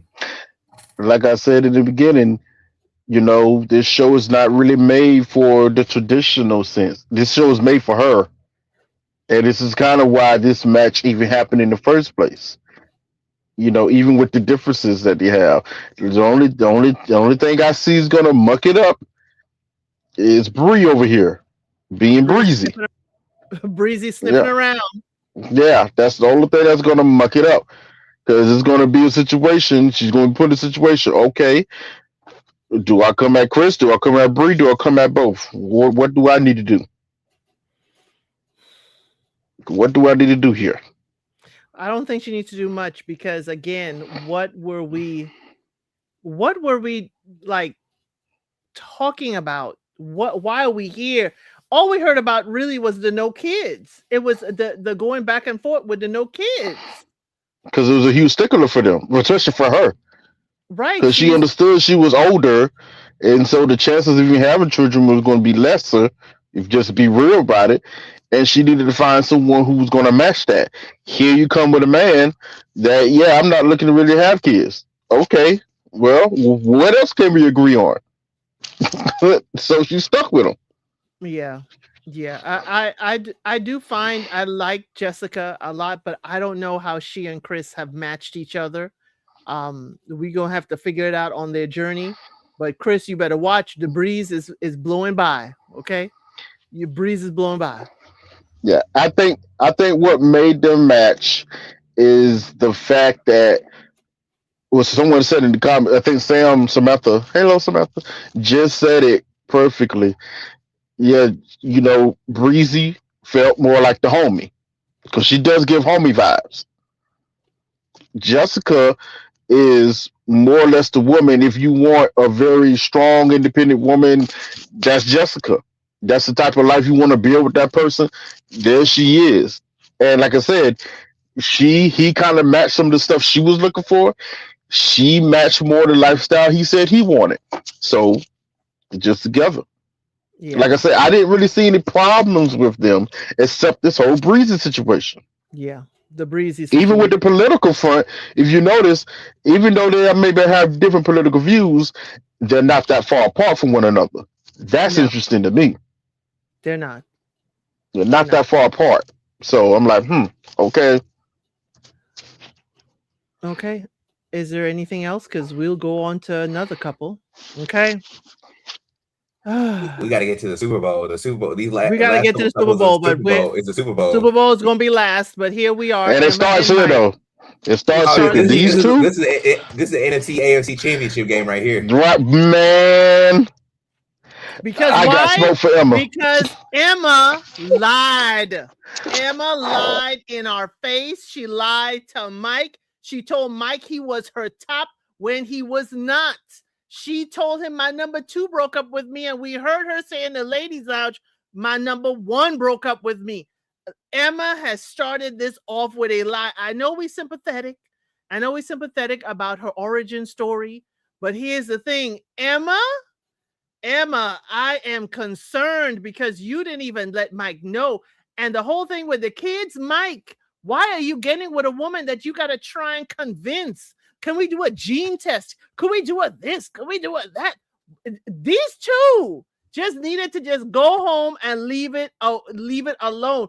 But Emma, yeah, you lied in our face. And while she seems like a very nice young lady, we saw the lie. Easton, bring it home. Look, let's first hold Mike accountable because Mike betrayed himself. Mike over here doing everything in his power to convince her to have kids. We can do this. We can do that. We can do this. You have to maybe. I know it's the pressure of being on a show and wanting it to make it further.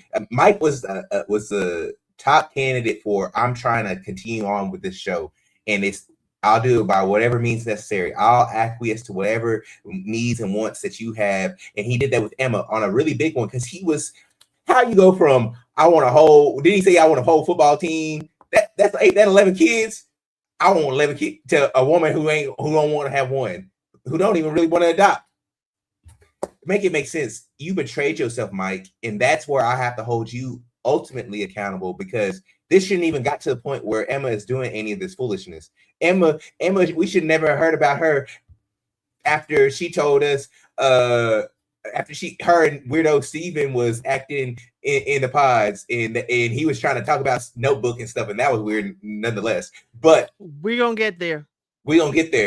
But Mike, this should never be in the storyline because you gave it power because you betrayed yourself and didn't stay true to your preferences and these are non-negotiables. You can't deal with somebody, you can't operate with somebody when you want kids and they don't. We see every season somebody's trying to convince and no, don't do it. You're gonna hurt yourself.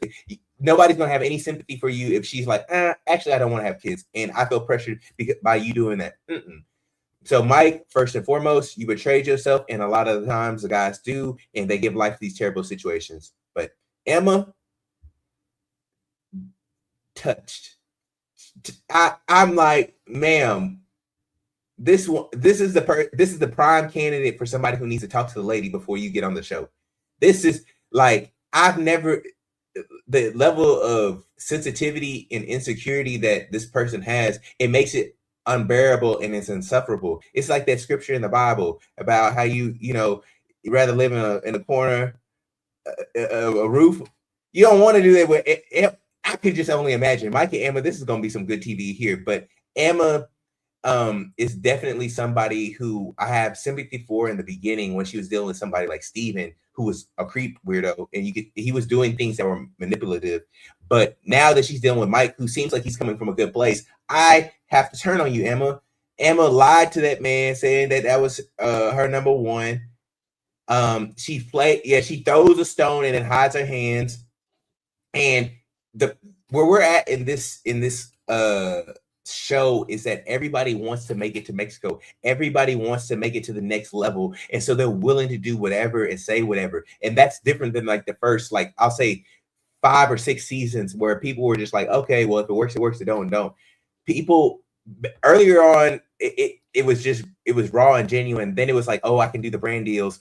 But then now it's like, let me just get as much screen time as possible. And Emma, it seems like she's just trying to be here just to be here. And that's my disappointment with her, is that Mike seems like he's a stand-up straight shooter kind of guy, and he betrayed himself to give life to this relationship, and it should never ever happen.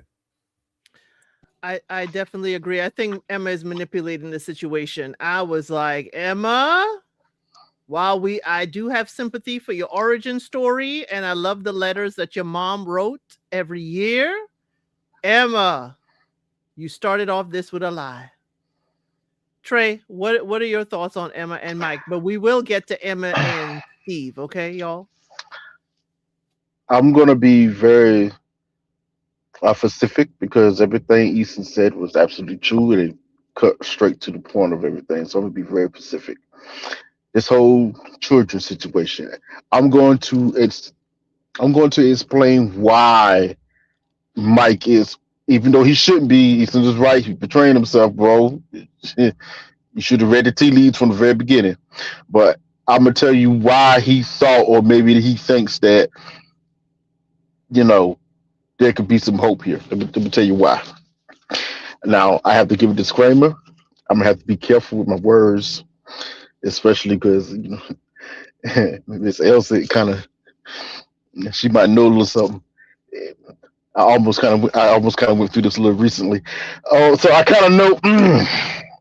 I got some experience. Listen. Off rip. The reason why Mike is still holding this hope, or whatever, because pay attention to everything that Emma said. She never specifically said that she never wanted to have kids. She's always said, I'm afraid to have kids because I may pass something along genetically to them that may cause them to go through some of the things I've went through. It's always along that lines. So it's never a definitive no from her. So when you and Mike, you hearing this, you're like, okay, all right. First off, that makes sense. That makes perfect sense. But then Mike touched on something that I was thinking the whole time as Emma was talking. No, I can't speak on it. I can't. Elsa knows why. I can't speak. I show respect. Thank you. He's dealing with a flip-floppy woman. Okay? She's flip-floppy on this whole kid situation. For real. You're right. Somebody said it earlier. She should put her foot down. But she in her own mind, she doesn't have her foot down. So he can't be steady in his opinions on it when she's all over the place with it. Here's why. Okay? When Mike brought up, hey, have you ever thought about getting gene therapy, or find out from the doctor to see if those are the type of genes you're going to be able to pass along? I would go with you. Honestly, we both should probably get checked out. When he said that, I almost jumped up because it was something I was thinking about the entire time. I went, you know what? Okay, I hear your story, Emma. I hear your story. I feel for it. When she started to explain that the main reason why she was kind of hesitant about having children because she might pass something along, I caught that. That's a good reason. My mind immediately went to, okay, if this is such an issue and problem for you, why haven't you yourself gone to check and see if this is something that you may pass along? Because you could have done that yourself, then found out. This man has to bring it up. Wouldn't you find out about it when you are going for, you could do it all encompassing once you have any stuff removed. You can have genetic testing done. But now I would give a little leeway on that because she had most of the surgeries when she was very young, at 7. She had it very young. So there could have been a situation where they was just trying to get the issue under control first. This is emergency surgery. We got to do this surgery after surgery. But as time went along and you knew this is something playing in your mind, especially when you're so back and forth on it, listen, I would get it checked out. You could have done that. You don't need to find a husband. You could have found this out by yourself a long time ago, actually. I'm with High Vibe on that. The way we read the letter on her mother and how the mother handles stuff, and she is adopted, and because she's adopted and doesn't know where she's from, I would think, considering she has a medical condition, but anyone who doesn't know the origin of their genetics would get some kind of genetic testing, even if it's for just diseases. You know, if it's not to find out who your family, your relatives are, just for that, the health reasons alone. So that's why when he said it and she was thinking about it, I was expecting her to say, yes, I got the testing and like it was inconclusive. Something like that. Yeah. So leading into this also leads into why she does certain things as well. She is, a lot of her actions now can be explained. Someone just put it in the chat. I just saw it. I was about to say it. It can explain as this is kind of the first time she's been getting attention, and you could tell positive attention. Yeah, honestly, any type of attention, but just attention. Period.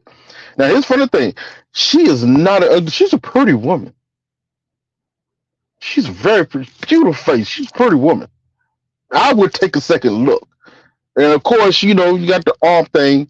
That's going to be there. That's a story. It was talked about. But it wasn't, to me, it wasn't all that bad. Once you hear the story, it's like, oh, okay, boom, I get it. Let's move on.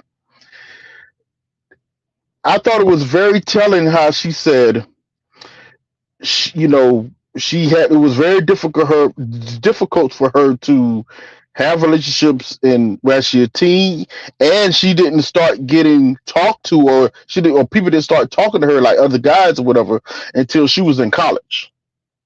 So she has a large gap of no social attention whatsoever. So this is kind of new. You about to say something real quick? Yeah, she operates like the inverse, like the nice guys that don't get a lot of girls in the beginning, and then they end up doing well, and then that's how she operates. And maybe this will be something that a lot of women can see is like, you know, if you don't have a lot of experience in the past, you almost become you become your biggest failure yourself, because you don't know how to read a situation, you don't know how to cut people off, you always go willy-nilly whenever you get swayed so easily by the crowd.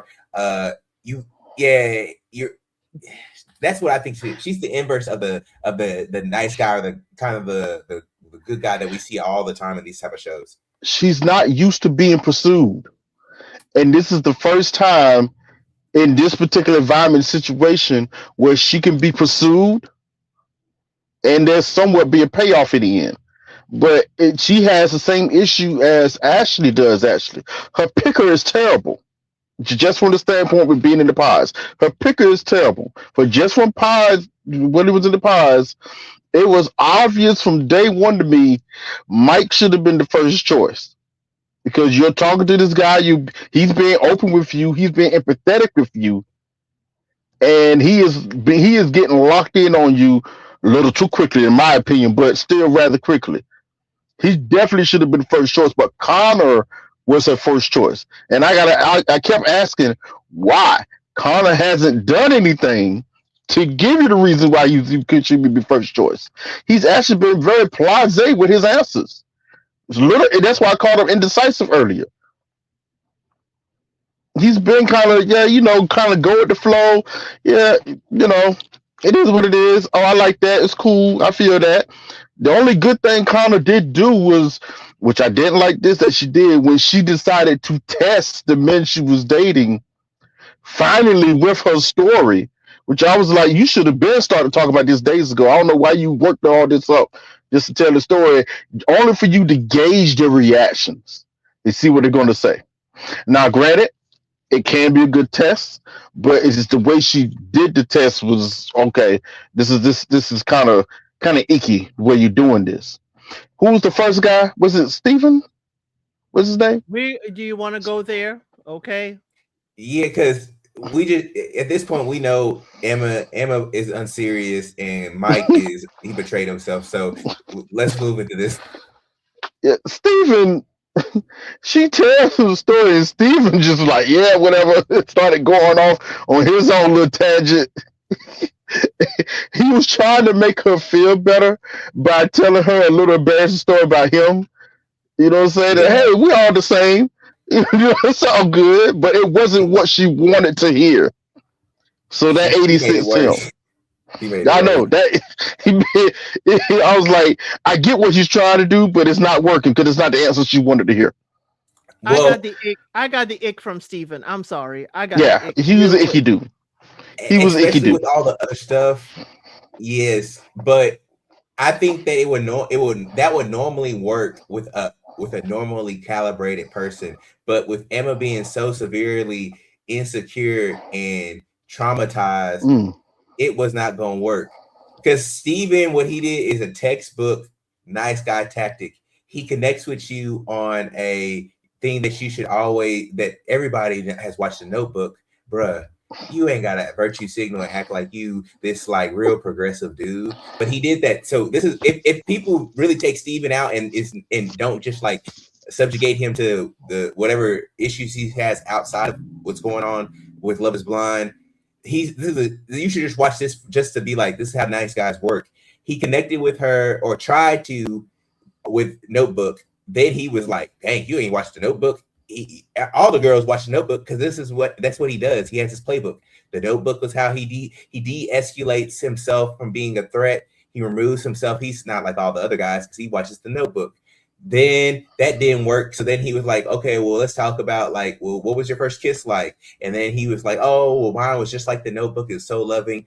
He was doing a lot of mental gymnastics and manipulation tactics that will probably go over a lot of people's heads, but all those guys, a lot of the guys do it in their own way on these type of shows. And so that was really fascinating for me just to see it. But Emma was so, volatile.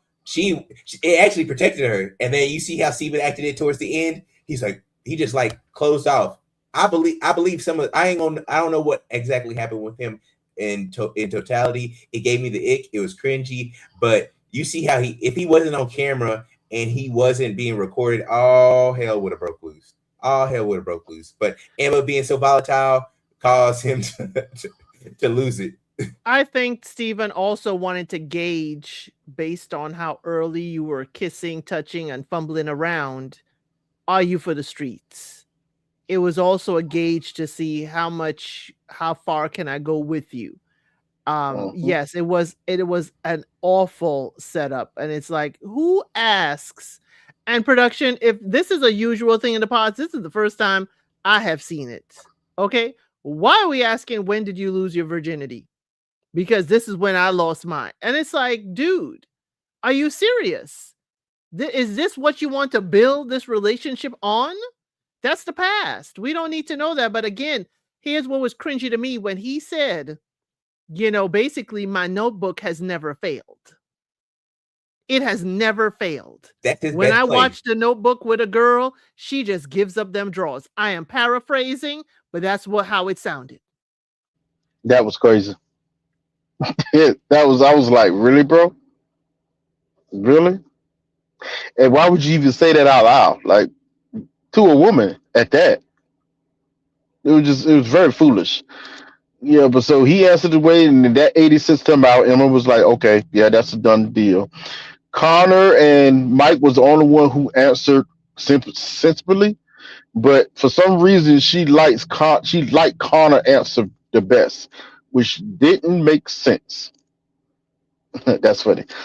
Which didn't make sense. It didn't make sense at all. You know what I'm saying? So it was very strange. Yeah, and because the only thing Connor did, he was like sympathetic. Like, oh, wow, you should have never have to go through that. Just so sad. And she wanted somebody to answer to her that made it all about her in that moment. And that's that what kind of fed into. And he gave the best answer. Because Mike did the same. The only thing Mike did, he tried to also, better than Steven, give a story from his background where I think he had got hurt or something Yes. and Yes. whatever, and to explain to her that yes, I understand the pain that would send you through this and that third, which made it sympathetic. It was just way better than Steven's own. It was the same. Connor was the only one who just let it all be about her, you know. But that's also not giving a bit of yourself as well. You just giving a blasé answer. I'm just glad Steven is off my screen. Yeah. He was on and he was off. Yeah, like I don't know, it was textbook. I said he knew his demographic. He said, "Yeah, I know most of the." I just said the Caucasian women watch the Notebook. This gets him every single time. That was his. In football, you got to have a bread and butter play. You got to have a play that you can call any down, first, second, or third. That was his play that he knows works most of the time. And the only reason why I just didn't work on Emma was just that she's a little bit too cuckoo. But outside of go ahead. You about to say something? Nah. I was about to say, let's talk about the real elephant in the room. Mike is starting to get the ick. Yes. Because she a messy chick. I'm sorry, I'm with him. I can't do it. Okay? That's probably another reason why her kind of connected, because they're kind of the same person with the mess. So now something's starting to make sense. They kind of live alike. They probably was talking to the pies. They do some similar stuff. So now and they probably didn't show us that edit. Now it's starting to make sense why, okay, maybe this is why you and Connor are kind of connected. Y'all actually do things very similarly to one another. Got you. Because Mike straight up said it. He was like, man, she's great, except for that messy suitcase, bro. I can't stand it. And I'm like, on the bottom of her feet, and they was black. When they were sitting on the and they was black. I said that thing. I intentionally did not take a screenshot. I said no. Oh my god! Disheveled hair. Black feet. Oh my god, her feet was dirty on that couch. And I was like, I couldn't help but see it. I could not unsee it as soon as I saw it. I was like, you gonna put them things on me? I think not. I thought y'all men don't care about that. Well, who told you that? Who told you that? This is coming to America. Who told you that? Look back at the LCD. What? Who told you that? What you mean? Oh yeah, you go back to when she was in the pods, man. I'm very first episode. I said, and then she put them feet up. I was like, oh.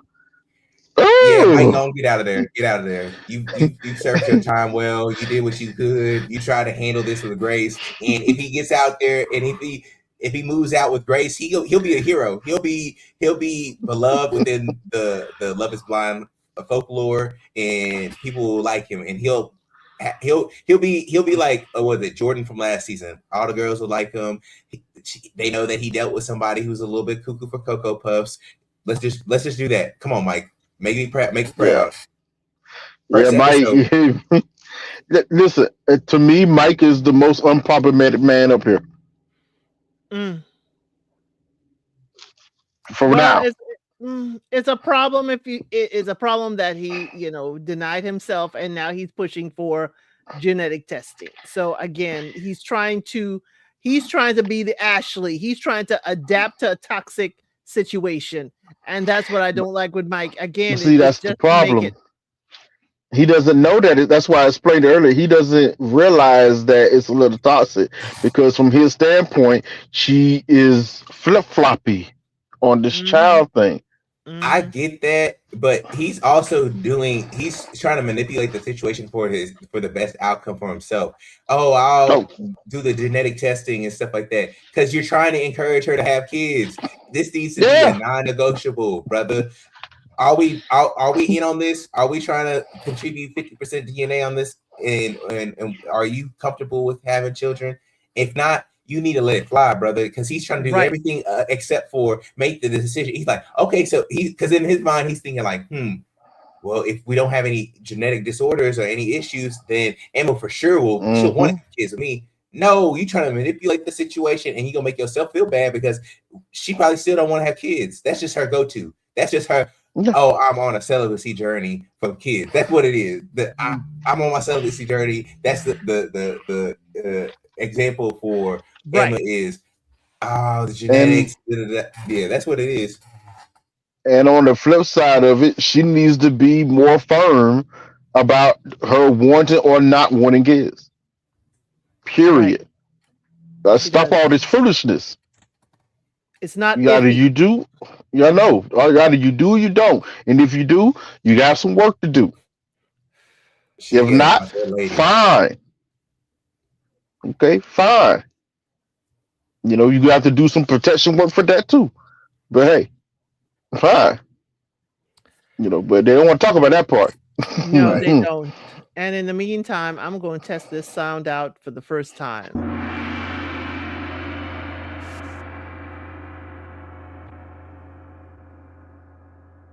The last one. The last one. Okay. Tyler, Kevon, and Kia. Super Now Bowl. I have an unpopular opinion about this. We all have the same one.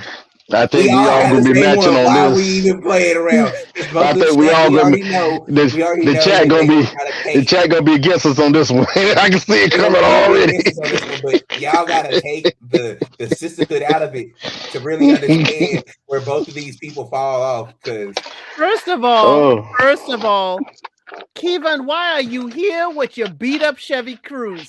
I'm going to say that right here. Why are we here with a beat up Chevy Cruze? I have no problem you being in a one bedroom, but why are we here? Why are we here with this beat up Chevy Cruze? Here's another why are we here? Kia, why are you here? And you knew you were going to choose yourself. Stop wasting our time. Let us go and go home and forget this man. Tyler, why are we spinning the block on this man? Why aren't we listening? It's like we don't put on our listening ears. I was wanting to shake all three of them for different reasons. And while people are out here cheering on, oh, Kia this, Kia that, Kia really did that, Kia told him, Kia wasted everybody's time. Why are we here even acting like this man got a chance? Why are we acting? mm-mm. Why am I giving you a watch that has sentimental value to my father? Again, why are we here, Kia? Just go home and not play in the foolishness on television. But you know what, y'all? Easton, take it away. I'm That- sorry. oh, you know, you was waiting, Trey. Y'all hang go. I was about to say, let me loose, let me loose. Listen, okay. There are things I actually let me. There are things that I respected that some people did, and there's things that disgust me mostly that everyone, three of these people, all three of these people did. Three of them, three all of y'all. Listen, okay. First off, let's start with Kevin. Excuse me, Kevin. Start with Kevin. This is the most indecisive man I ever met in my life. Like this, just keep it real, Easter. Nah, this. brother. My only pushback on that is you have two very well educated and, from my view, very beautiful women on the other Listen, side. Very rarely is it you getting two good picks, let alone or one good pick, let alone getting two.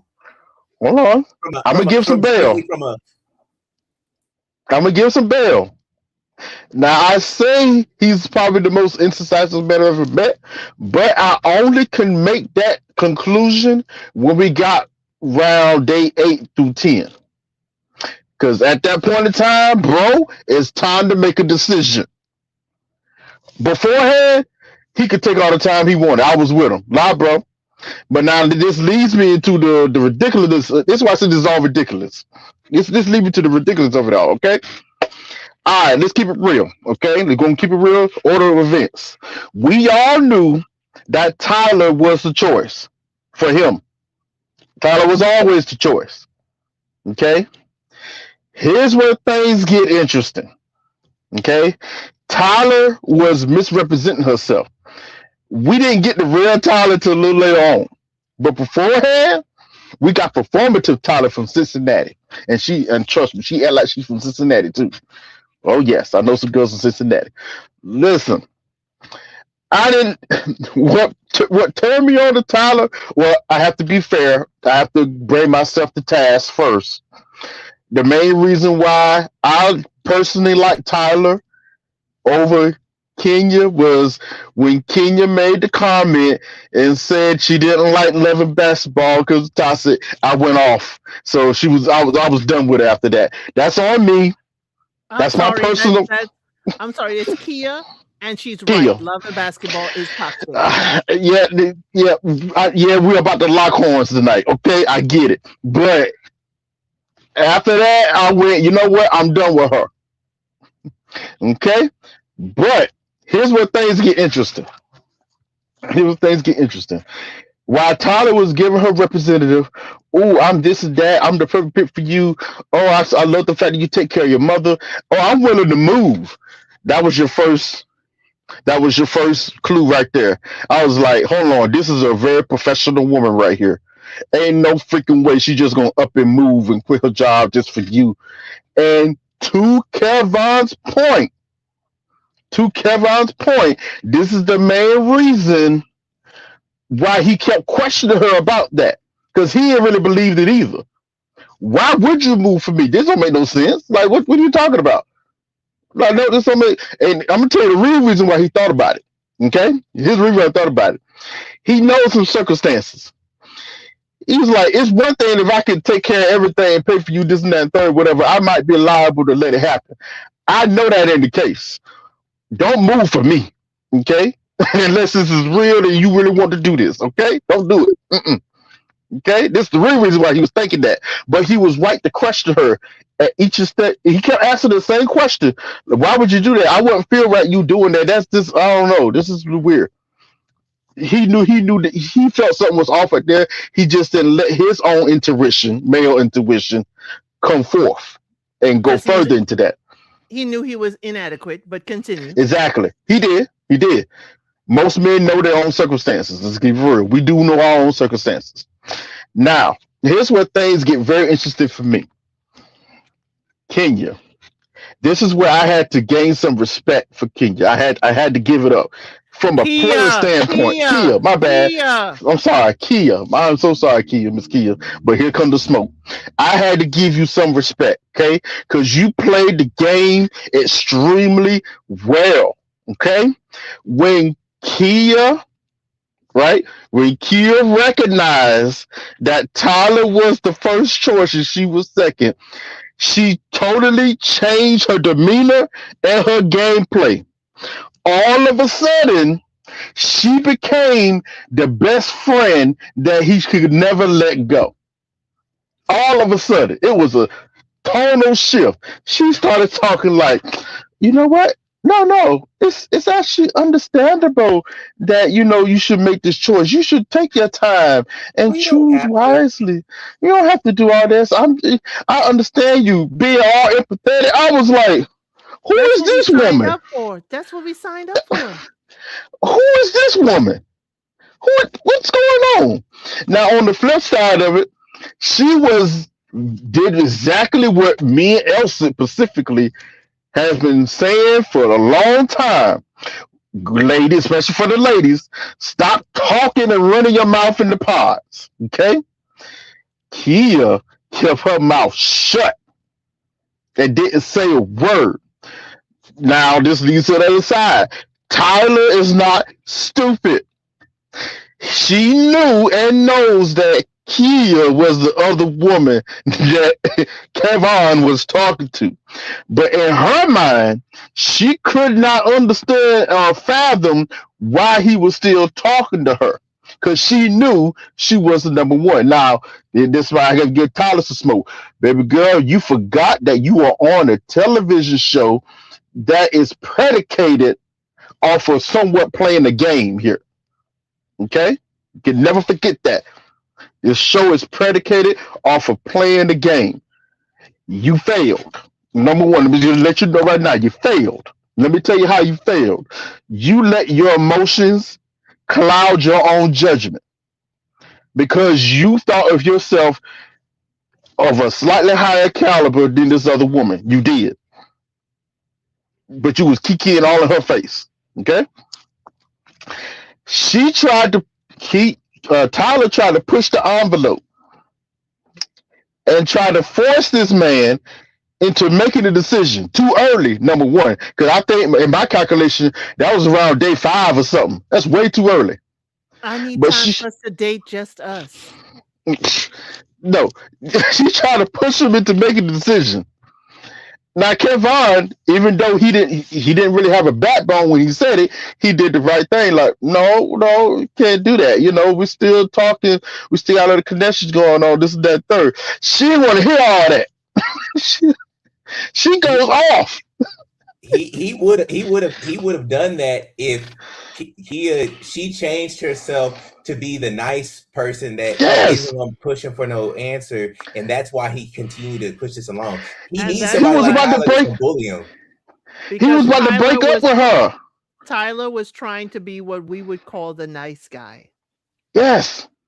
In the female form. This is why I love Ohio. We are seeing the gender roles with these, reversed personality-ish things in the reverse. Tyler was putting on the nice face, the whole niceness, and you should have been done. But again, she was tick, tick, boom. I'm sorry, Trey. Go ahead. Yes. Thank you. Her tick, tick, boom came out. And this is the real Tyler. This is real Tyler. Real Tyler showed up for a second. She went off. Oh my God, he can't understand me, this and that third. And of course, all the women ran to her defense. Oh my God, no, he should recognize you, this, that, third. All of y'all relax, okay? All of y'all relax. She got herself so riled up. She yelled at Tyler, talking about, no, I know my worth. You got to choose me or choose me. I know my worth, and walked out. Kevin looking like, what happened? Like, what happened? Now, this is some of his foolishness. Like, bro, stop being stupid. You know what the heck happened. But I do understand because it was out of nowhere. Now, I have to give Kevin a little bit of smoke here. This dude talks in parables all daggone day. He needs to stop. Okay?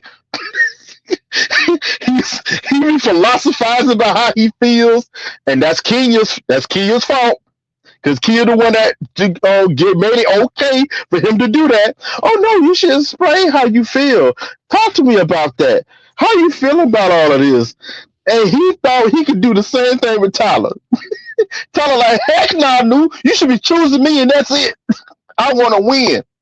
This turned into a pissing contest between two women.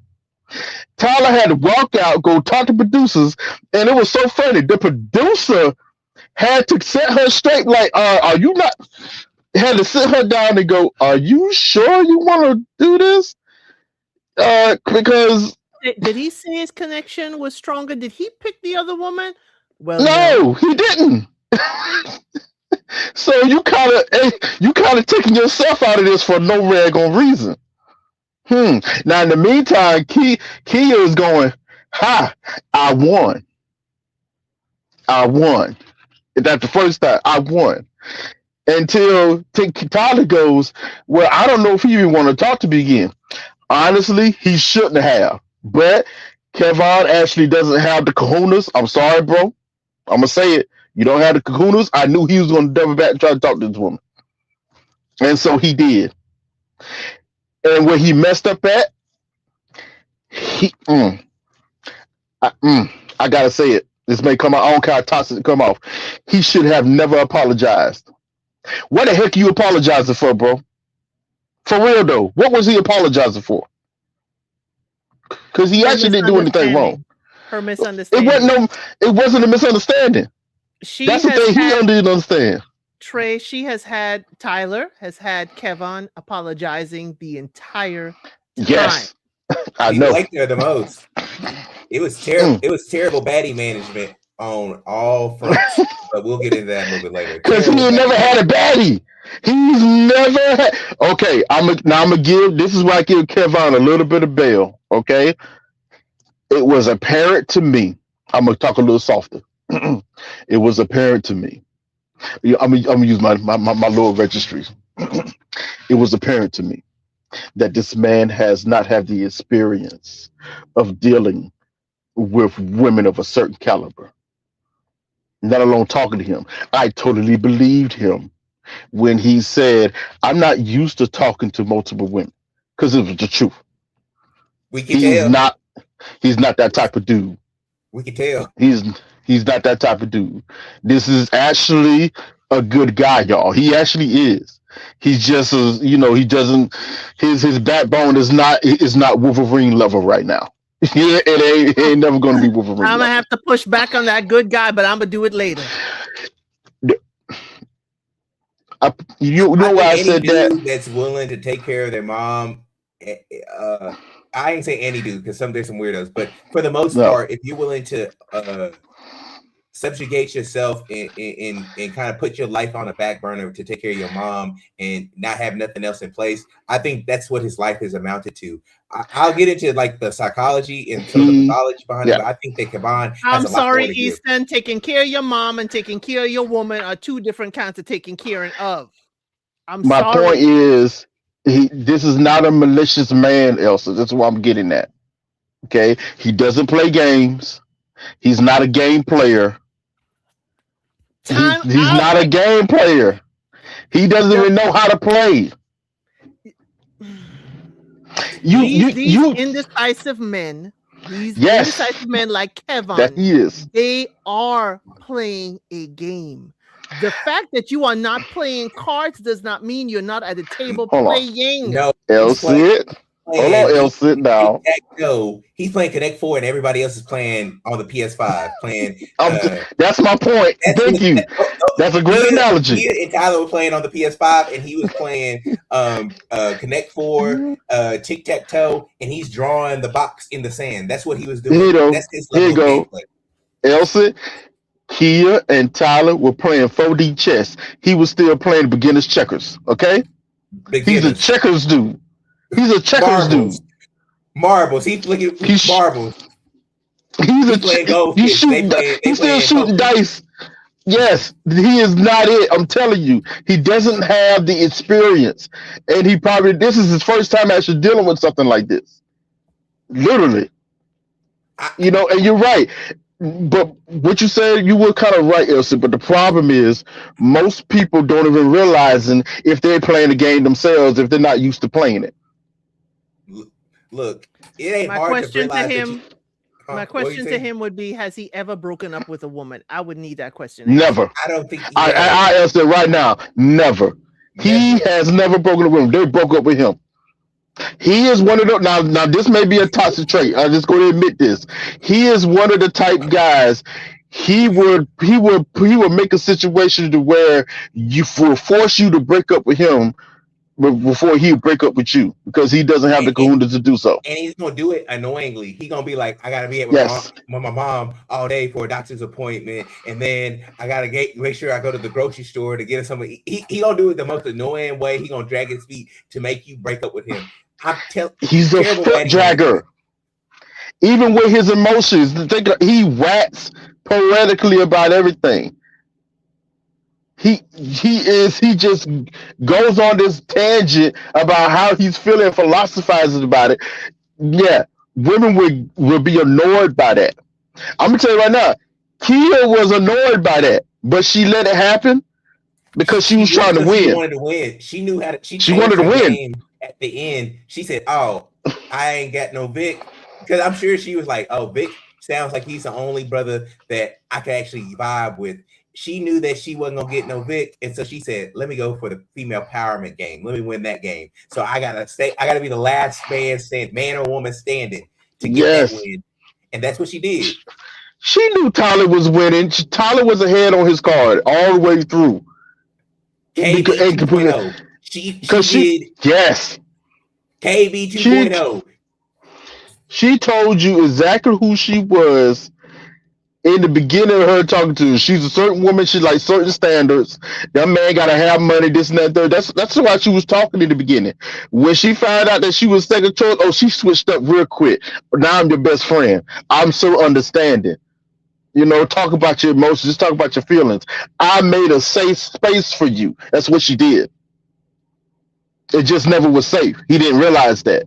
Tyler, on the other hand, started out that way as the best friend and safe space, this and that third. But she got annoyed because she felt like this man wasn't moving fast enough for her, number one. And number two, why you still, got this other chick over here on the side over here? She should have been gone. And it was frustrating her. And it got worse when she came back. When she was like, oh, undo. I saw Kia's face. Woo! Everybody played themselves out of their spot. Tyler could have got what she wanted. Because to be fair, Tyler ain't going to, most guys ain't going to deal with the stuff that Tyler's going to bring to your table. She leads with her career and her accolades. She wants to be married because it's something that she needs to check off her box. And Kevon, he don't have the spine yet or the battle experience because he a level 1 Pokemon. He ain't got the battle experience yet to defend any of the dark arts that Tyler's putting on, and that they actually would have worked out really well. But Tyler had to screw it up by strong arming him into a relationship. He was coming to the decision that she wanted to eventually, but if she would have just not forced him to, because a dude like Kevon is gonna go to the path of least resistance. And who was that? Yes. We already know who that was. Kia. He wasn't really feeling Kia. He was gonna tell her. He told her that, hey, I need to I like this, but I don't want to hurt anybody. And Kia stopped him. Kia stopped him. And then she stopped him by what? Being the path of least resistance. Oh, you don't have to make a decision now. He is Tyler easily swayed. Kevon is easily swayed, but Kevon. The reason also I in my order and hierarchy of least to worst is it goes Kevon, then it goes Kia, then it goes Tyler. Kevon's story is somebody that you don't really care about because they don't really blow up in the world so much. He's the guy at church who takes care of his mom, who goes and gets her groceries, who pushes her around, who's the only person there for his mom. I've seen plenty of those dudes at church. Everybody got one in their neighborhood. Let's clarify. Pushes her around if she's in a wheelchair. If she's in a wheelchair, like yes. but he's the only relative that she has, and they've almost got, those type of dudes have got almost a bit emotionally stunted because they didn't have maybe the confidence instilled in them maybe by a male figure in their life. I don't know. I'm making a lot of assumptions, but I've seen it plenty of times with guys that kind of come from Kevon's archetype, and that's what he seems. He seems like he's doing the right, dutiful thing by taking care of his mom, and in the midst of that, he didn't really get to experience life for himself, and so he's really reserved and really unsure of himself, and he doesn't want to make any mistakes. And so that, and also people just don't care about him because for most people, compared to the women that he's involved with, he's not looks compatible, and that's just how it is in the world. If my boy would have shaved down the beard, made it less scraggly, worked with our good sis Beyonce, got him some sacred drops, and got that hairline strong, got him some finasteride and some minoxidil, people would have thought a little bit more and cared a little bit more about his plight. But people don't care because of he's dealing with Kia and Tyler are amazing, are powerhouses in their jobs and careers. And so it makes that decision tough. That's why I tell Trey, I'm like, let alone one person be good, but you got two people, at least from their framework, they seem to be really, really good people, and they're beautiful and attractive and all this other great stuff.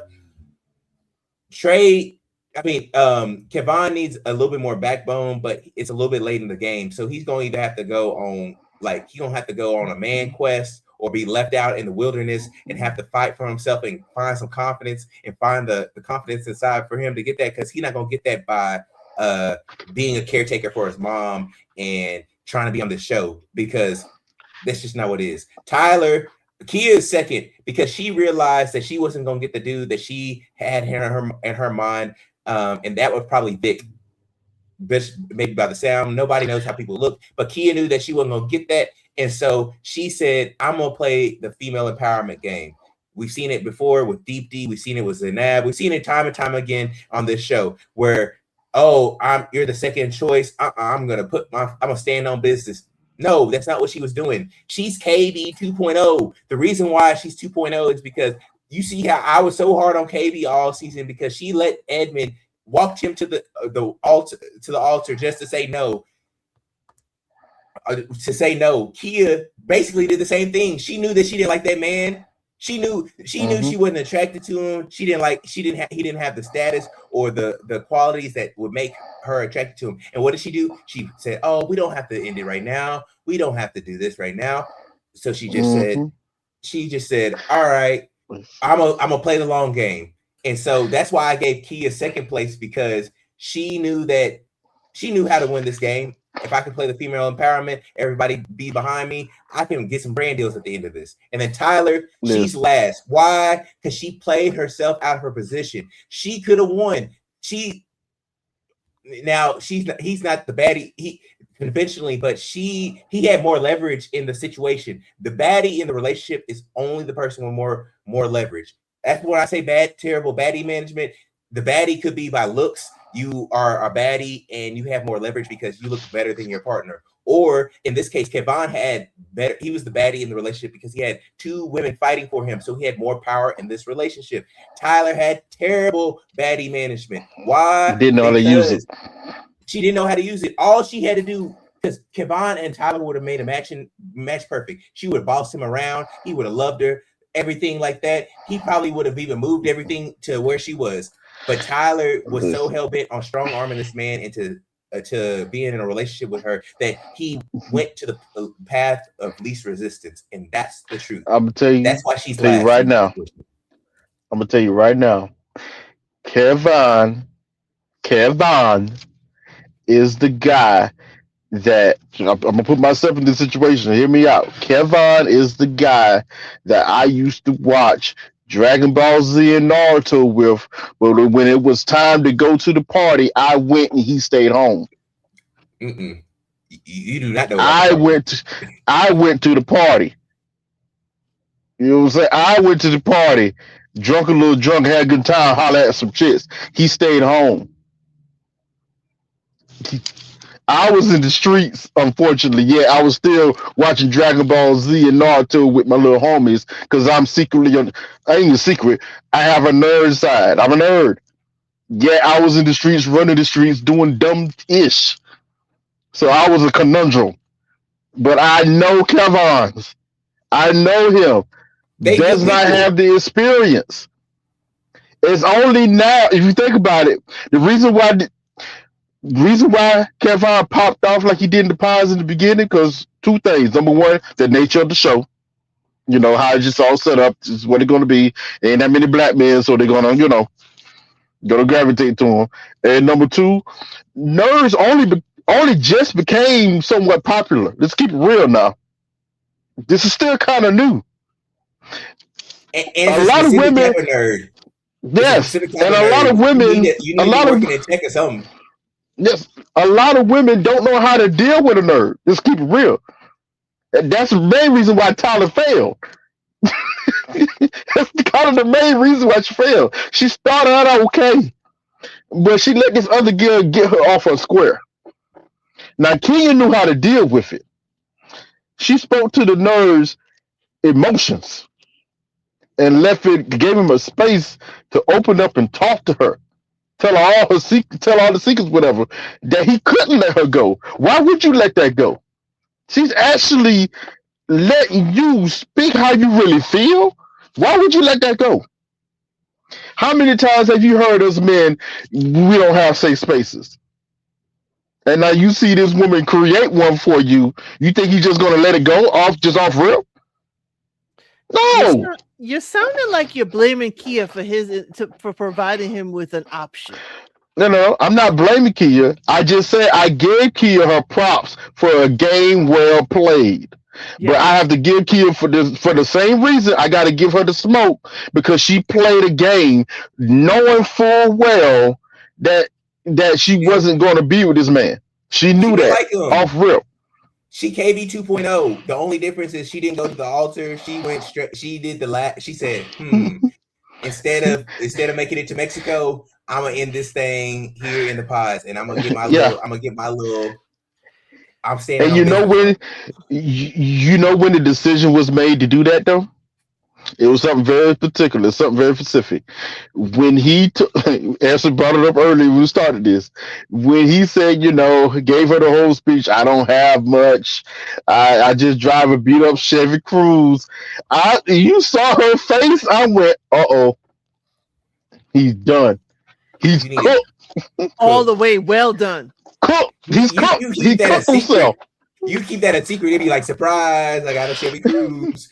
That's what he should have done. He should have Hey, did. I got a Chevy. It ain't a Cruise, but I got a Chevy. Pipe down on the Chevy. But he operates. Y'all know from Winnie the Cooked Pooh, he himself. operates like Eeyore. That's who he reminded me of. Eeyore from Winnie the Pooh. I said, brother, I need you to get something about yourself. Just like you got two baddies fighting over you. He didn't understand that in this relationship, he was the coveted item. He was, and if he would have played his cards better, he would have chosen Tyler and done so a little bit more emphatically. And if Tyler would have played her cards right, she would have forced Kevin to go through the path of least resistance. But I hope and wish that a lot of the viewers would give Kevon a little bit more like grace and have a little bit more empathy, because y'all know good and dang well 95% of y'all aren't gonna give Kevon a chance if y'all saw him in the wilderness. This ain't your first Pokemon that you want to throw your Pokeball at. If you got one Pokeball, you ain't fit to throw your Pokeball at that. You know it and I know it.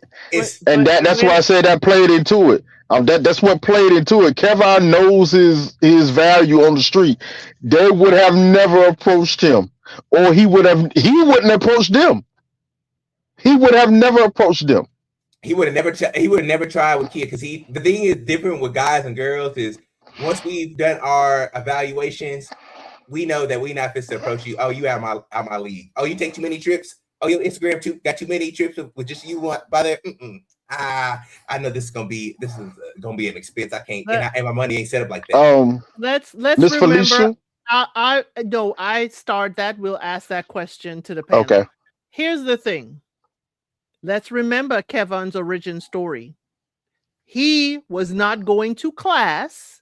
He was going to PE to play basketball all day because he had a substitute teacher. And then is when, he was suspended from school and stayed home with his mom. And luckily he was there to call for medical attention for his mother. Now, Kevon, you are making decisions not to go to class. So that is also why I don't really see the nerd in him that y'all see. I think it may be behavior, maybe not, that he's into the Dragon Ball Z of it all. Different classes of nerds, okay? I didn't say he was a book nerd. Those are totally different from social nerds. Okay. Yeah, you can like anime, but a lot of black people didn't tell you that they like anime until they got comfortable and they getting cool, and then you found out that y'all all like the same stuff. I was one of a lot of us like anime, but it wasn't cool to talk about that ish at school until it was, unless you found a group that was okay talking about it, and it was only now where it's become popular. Like, and I ain't gonna lie, I was a bit different. I had a weird friend group. Half of them were the nerd types. Like, I'm telling you, I know Kevon's, yes. Half of them were the nerd types. The other half were kind of the gangsters. So I was running with both. It was weird. I was a weird one. So I kind of flip-flop on both sides here. But I had the confidence to actually be in different circles. So I had to leave the Kevon's behind. And it hurt me sometimes. I want to bring, hey, why don't you come with me, bro? No, insecurities come out. Oh God, I don't want to be. Yeah, and I understood why, because they're gonna get picked on at the parties. They're gonna get talked about a little bit, and then I might have to fight somebody because that's my friend. Kevon So is the stay one that home. you give him a fit. You let if you take him to the party, you gonna let him borrow your fit, give him a shirt, some Dickie shorts or something Yeah, like that, I got to and then dress some him. shorts. Yeah, I used to do that. I So got to so dress him. y'all are saying that guys also share clothes like girls did. Of Yeah, course, of it course. I ain't happened. gonna let I ain't gonna let any of my homies like go out and if He we at least represent us. I we can can't do have him something. looking crazy. Yeah, I you was know. waiting for one of y'all to say that. It ain't about him looking good, it's that he with you and he Yeah, can't it's the look truth. he At least cannot be bring It's honest the down about. truth, your At though. least stock be honest about it. portfolio. He can't bring Absolutely, your it's the stock truth. down. It's Be the honest about it. truth. No, But I no. still feel. I Yeah, still feel y'all that people. dog. I got you. Rosho, you should. People should like. People only are lacking empathy because Tyler and Kia are attractive. If I don't think that a lot of people, or especially viewers, I think that a lot of them are more hell bent on vengeance and bloodthirst, or they're triggered and traumatized that they see some of these people in it and they're like, "Oh, this I can't empathize with this." That they don't realize like Kevon's circumstances, like are are something that you really should sympathize and empathize with because like Tyler and Key are conventionally attractive, so you care a little bit more. But Kevon's are walking around all the time, and you really don't care about him. But now that he's on the show, you have to like it's right in your face. You're like, dang, he take care of Yeah, his mom. You really he's an think that he adult got now. You know. yeah, he an But adult. again, This is what like You know taking what care of it your is. mom. Let's talk about it for real. There's a little bit of arrested development when we're talking about Kevon. Honestly, there's a little Mm-hmm. bit. There's a little bit well, that's he's been there. taking care of his mama since he's 18. I know. No, it's probably younger than that. No, he Probably younger said than that. when it happened, he was 18. That's what he said. And it When the forced a lot of bedroom But changes you on gotta him. emergency. think. You gotta think. Also, it did get. I'm thinking about it from because his story is like he didn't talk about He's his dad or having a guy in he's his a life mama's or boy. he's a mama's He's a boy. I'm mama's telling boy. you, he probably been locked in that role for a minute. It just happened to be a lot more serious now. He probably was a sunspin. That's probably his role. He probably was the only person his mom had around, and so, Well, until I ain't, huh? well, I ain't got let's. too much sympathy. Go ahead, Trey. I want to answer Rochel's earlier question. You said you were going to bring it up, but by me saying he's a mama's boy answers that question a little bit. She asked, could there be a possibility that Tyler and her could work out? There's a slight possibility that it could have because Tyler would take over that role as his mother to a certain point of sense. She would take over that role. And Mm-hmm. if you look the way she was acting, she was looking to take that role. Easton. For Tyler, the marriage was the icing on the cake for all of her accomplishments that she's done in her life.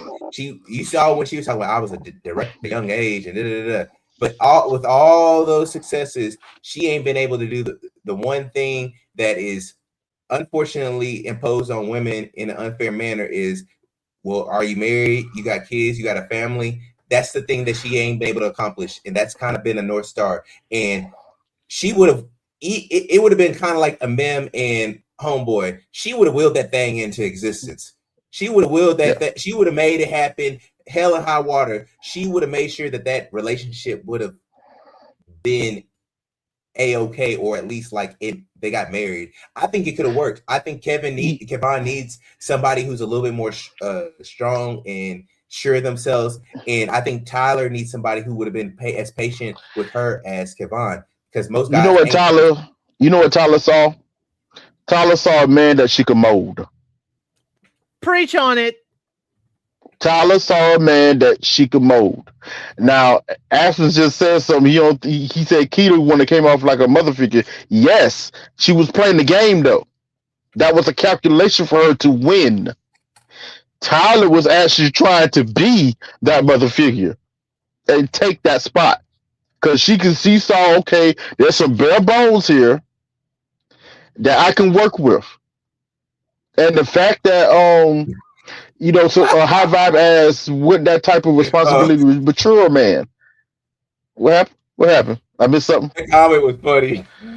Oh, They were all a oh headache. wow, It was all a headache. yeah.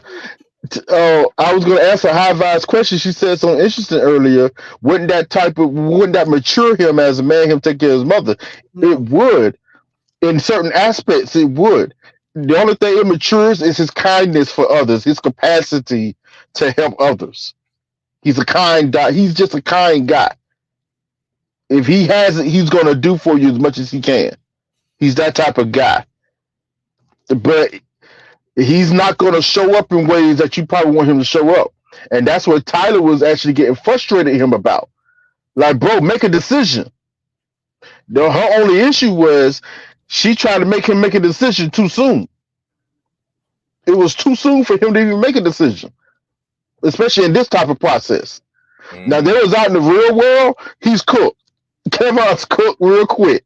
He ain't making it past. He ain't making it a swipe on Tinder or not even a little bit. They would bypass him. Unfortunately, they would bypass him. Right. So let's, as hey Dorica, as Dorica is saying, let's go to Tyler, because Tyler right here in all of this isn't listening to the man. She goes back into the pod. And for me, with the thing with Tyler and Kevon, it's like, Kevon, you are allowing this woman to treat you a certain way. You're allowing her to navigate in this relationship a certain way. I was like, why is he saying, oh no, don't worry about it, it's okay? When is tick tick boom ever okay? And here's what it is. You let it be okay, Kevon. Tyler, you tick tick boom, you come back, oh redo, oh let's do this again. And now you have the nerve to want to be ghosting? It did not have the effect you thought, Tyler. It did not. When she did the redo, when she tick tick boom and wasn't even listening to him, I was like, I don't want to meet this woman professionally. Do you listen? Do you listen to comprehend? Her way to highway. She's a whole way to highway. It's a lot of the people who operate like Tyler, so I want to be very gentle when I say this, but she got in her own way the entire time. The fact that she ran, like, she could have had the guy. She had it on lock. She had it on lock. Like, it was her. She had it on lock. Even with his indecisiveness. If she would have been patient, she had it on lock. You know what I'm saying? It was this done deal. Because if you look at it, Kia's game plan was only going to run out to a certain point because she couldn't hold up that funk herself. Because you were seeing in the end there, it was starting, her real stuff, her real nature was starting to peek through with some of the stuff that Kevon was saying. Especially when he went on that whole soliloquy, oh, I don't have much, this, that, third. Oh, nah, she's like, nah, this dude cook. I can't have nothing with this. So, gentlemen, let me ask you, okay? Tyler says she is tired of this speech from men. She is not going to sit here and get this speech again. We done dissected Kevon and all that he is, could be, because we don't know this man. Tyler, now, gentlemen, what type of woman are you giving that speech to? You know, what type of woman? A headache. I've given that. I'm not a headache. It's a tale as old as time. Tyler is a headache, and the people that are on her level, I don't have to deal with that. Like you a bull in a china shop. I shouldn't. They don't want her. If I'm on the same level, I don't want to have to deal with that. If we both directors, because it don't seem like she probably would date anybody who's not of some type of caliber or something like that. Let's just hope. Either way, I don't want to have to deal with that. I don't want to have to come home and be like, dang, you owe me. I won't say nagging, but I'm just saying you owe me like that. She seems like she's a headache and a half to deal with, and it runs people away. And I see why Kevon moved to Kia, but yeah, Tyler is for sure a headache, and she's emotionally volatile, and she's super short, and I'm sure that has helped her in her career. I'm sure that short fuse. Yeah, I'm sure that's helped her be a bulldog in whatever role that she's been in, but it's not going to help you in a real life relationship, because as a guy, and as a guy who's got something to bring to the table, I ain't got to deal with that. Trey, what type of woman you giving that speech to? Like, you know, you're good, everything's nice, that she even misunderstands that you're trying to tell her you choosing her. Exactly. She is not an effective communicator, number one. Okay, because you said it earlier, she doesn't know how to listen. She doesn't know how to listen. If it's not perceived in the way that she thinks it should be, she blanks out on it. You're telling her something wrong, you're dissing her, and she goes full left on you, full left. She doesn't know how to listen effectively and respond in kind. It's kind of sad, because like I said, I was all about Tyler for the first few episodes until she started showing her behind, and then I was like, oh, now I understand what your real issue is back home. Now I get it. Issa said that she's a bull in the china shop. Like, and the guys is actually on her level. Her male peers is on her level. They're not gonna. They're not gonna deal with it, and they don't have to. Like, no, I'm not. I'm not doing that. I'm not doing that. I am not fighting you in the boardroom, and then they gotta come home and fight you again. I refuse. I Well, refuse to do so. funny thing is, both of these women roll into my rule of, if you look like you don't need to be on this for a show, you shouldn't be on this show, and they shouldn't be. Like, they don't have. They're, to me, they're attractive. There's an issue behind their dating history. They don't need to be on this show. It's Clearly something they about do. them. They're Is single. fine. No, She is fine. that's what I'm trying to hint at. I'm saying that there's something else outside of the obvious that is why they're on this show and why they're single. And And most we people see are. it now. We And we see see it it with now. Tyler. That's what I'm trying to say. Now, You are don't too need to be on the fine show. to be on this show. So, fellas, now let's go on to Kia. I need to understand this. You are too Why is fine to Kia- be on this show. Why is Kia single? Gentlemen, why is Kia single? She needs a dog. She needs somebody who's doing well. She's a marketing director, and so I know, being in marketing, I'll say marketing directors by archetype to me is like, you kind of need some. She's kind of popping. She's kind of almost probably like a socialite, which is probably why she hit the women's empowerment move at the last minute. She hit that game winner. Power movement, women movement. I think that she needs somebody who she feels that is just as popping as her or doing just as well as her. And if she doesn't get that she's out. I think that she's very, I don't know what her life was like before, but she seems very, not saying materialistic, but she definitely has a specific type of guy that she likes. And if she doesn't get that, or she's out, and she's very good at evaluating that, which is why she was out the door with Kevon. I think she's good at evaluating. Remember, her dad passed away when she was a teen. Her mom is battling addiction. Grandmother raised them. And the whole watch about, having, watch reminds you of the time you have. I was like, at first I was like, this is awesome. But then when I saw the gameplay at the end, and I hate to make this assumption, but Kia, if you come out here with a watch line, I'm gonna look at you sideways. I'm telling you, she needs to be on the show, on Traders. She'll win. She'll be good on Survivor, Traders, all that. I give my opinion right quick. I'm gonna tell you what her problem is as far as dating. I'll be somewhat nice about it. She has a difficulty of finding a man that fits her financial standards that she can manipulate. Because most men that would meet her financial standards would never allow themselves to be manipulated by her at all. Like, if you notice, she likes to feel superior and in control of the situation.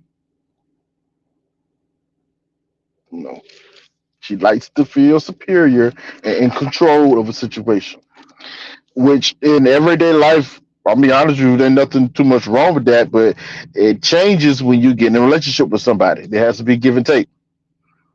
It has to be give and take here. But she comes off, and this may not be fair, I'll be honest, this may not be fair, but she comes off more of a taker than a giver. And she has to win at all costs. Yeah, that's just the thing. That's just the sense I get from her. She takes more than she actually gives, and she actually believes you should give her more than she gives you. Like, She act. You know what I get from her? She wants to be obsessed over to a certain extent. She wants to be obsessed over. She Worshipped. like yes. Like But you have to be obsessive over her. You know, and I'm always weary about people in general, but mostly women when they get like that. I'm like, oh, that makes me hit my brakes real hard. I think she was over Kevon real early. I'm sorry. I thought Super Kia Hater early. was 2.0. over him early when and I hate to say this, when Vic was no longer an option. Okay. When Yep. Vic was no longer an option, and Kevin is all I have left, I think she was over him early, but I'm gonna play this game. Every time we saw that Kevin wanted to make a decision, Kia was like, this is what we signed up for. This is what the process Hmm. is. Don't do this is way too early. I'm gonna take, Yoli. She was always pushing back gently, but always Mm. pushing back and stopping him from actually saying, you know what, I'm gonna have to mosey on over here. And then here we Masterfully have done. masterfully done. It is wonderfully done. And here we have Tyler saying, you better make sure you do this. And it's like, wait a minute. And she did that. She did that. I don't care what you gotta do. Get it I done. said, oh 'Cause man. if this girl got her engagement dress laid out, I don't care. And it's like, Tyler, first of all, we don't know production. She may have gone back to the hotel via the van. But we have, yes, she is, Kia manipulating Kevin in a very gentle, cutting him off when she knew the speech was coming, gently done. And Tyler cutting him off and walking out, tick, tick, booming the situation. So Kevin was between rock hard place and was going to explode either way.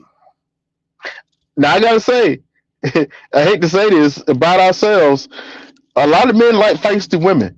So her tick tick booming is kind of like, hey, okay, I like kind of. Some men fall for that, you know. I like a little spice. You just gonna act crazy with me. I got limits. You know, I got limits, but I don't mind a little bit of spice. You know. Oh, so if she walked out on you, Trey, and came back, No, come back? nah. I would have never allowed her to come back. Once you go, stay gone. That's my philosophy. Once you go, stay gone. I'm playing Ideal in the background. You better leave me alone. Get gone. Okay? Not get going. Jesus, Trey. Get gone. Stay gone. Kevon liked the spice. He liked the spice of Tyler. That's why he was about to cut it off. It just was Tyler just she did the fool. She fumbled again. Tyler gives me, you fumbled it yourself. This did not have to transpire unless, of course, this is an edited produced show, unless Kevin have said some things sideways why she was tick tick booming, okay? But it's like twice. It's like twice. And the ladies are out here like, okay, they're like, wait a minute, girl, what are you doing? What are you doing? Yeah. And then you come back and then you're like, I'm not going on that date. And you know, the thing is, Tyler thinks that it makes Kevon look bad. Tyler, it's making you look bad. Yeah, you look crazy out here. And the fact that when y'all see this man at whatever the meetup is here in a little bit, and y'all is gonna fight over that, it's gonna make y'all look like Boo Boo the Fool. That's what it's all rolling into. I don't want to be the again. I don't want to punch on Kevon, but I think that it's gonna be. I'm interested in next week's episode because one, you're gonna see how Kevon acts. You're gonna see how awkward it's gonna be when Kevon gets to talk to these girls, and hopefully he's gonna shrink. He's gonna shrink. One, because he's gonna be like, dang, I was talking to y'all in the pods, and then two, you're gonna see how they act because now that there's gonna be a superiority feeling. They're gonna be dismissive because they're like, we were over here fighting over this. They're going to be very dismissive. That's my point. Why would he be invited? Why would any of these three be invited other than they had the drama? best drama? They had the best drama. They had the best drama out of everybody. Even with our Omega level mutant Alex. Better drama than that. Better. Yeah. See, but Alex, this is why Alex is so dangerous. He actually knows how to handle his drama. He knows how to handle it. Okay? It's going to be crazy. He does. It's going to be crazy. Now, there's one thing. There's one thing I had to agree with Tyler on. I had to, Even though it was crazy, I had to give her some props. Like, Kevin, I don't know what you was thinking. I don't know what you thought. When she told you, I'm not showing up tomorrow unless you handle this right now. And Kevin literally thought in his head that she was going to show up the next day. I'm like, bro, why? Because she came Why? back. Because of redo. Because I came Screw back the the first redo. blow up. See, the first one, she said, I ain't going to take this. I ain't got to take this. I'm out. No, this time she told you very specifically, I'm not showing up tomorrow unless you handle this right now. But he And he doesn't have flaked on it. control. He doesn't have He control doesn't. handling it. He doesn't. That's why I made it so funny. Because I was like, she ain't about to show up in the morning. They're going to have this man go in this room and she ain't going to show up. I knew it. I was like, yo, what's what better happen? Sure enough, he going there looking all shocked and surprised. I'm like, wow. I'm like, bro, you should have said the wows from when Kia played in your face and threw back some pie in your face. That's where the wow should have came. So y'all know this is why I thought.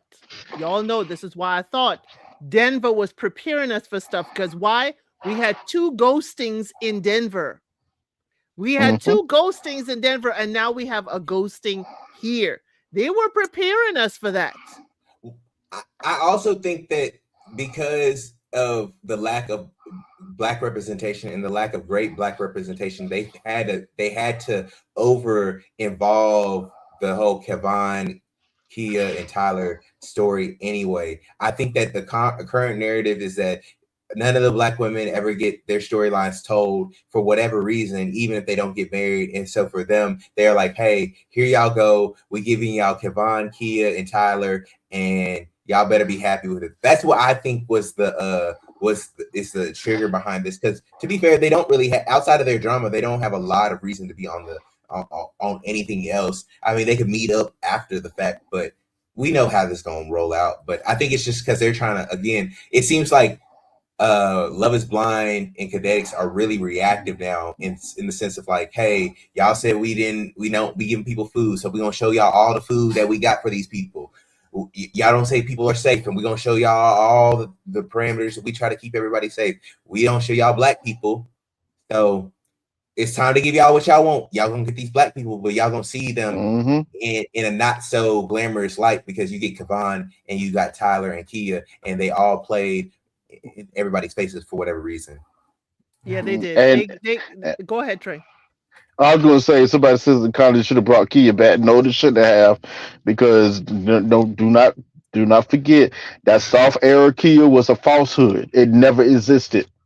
It was just a game that she was playing. It was just a game. So leave Kia where she at too, because she's problematic in her own right.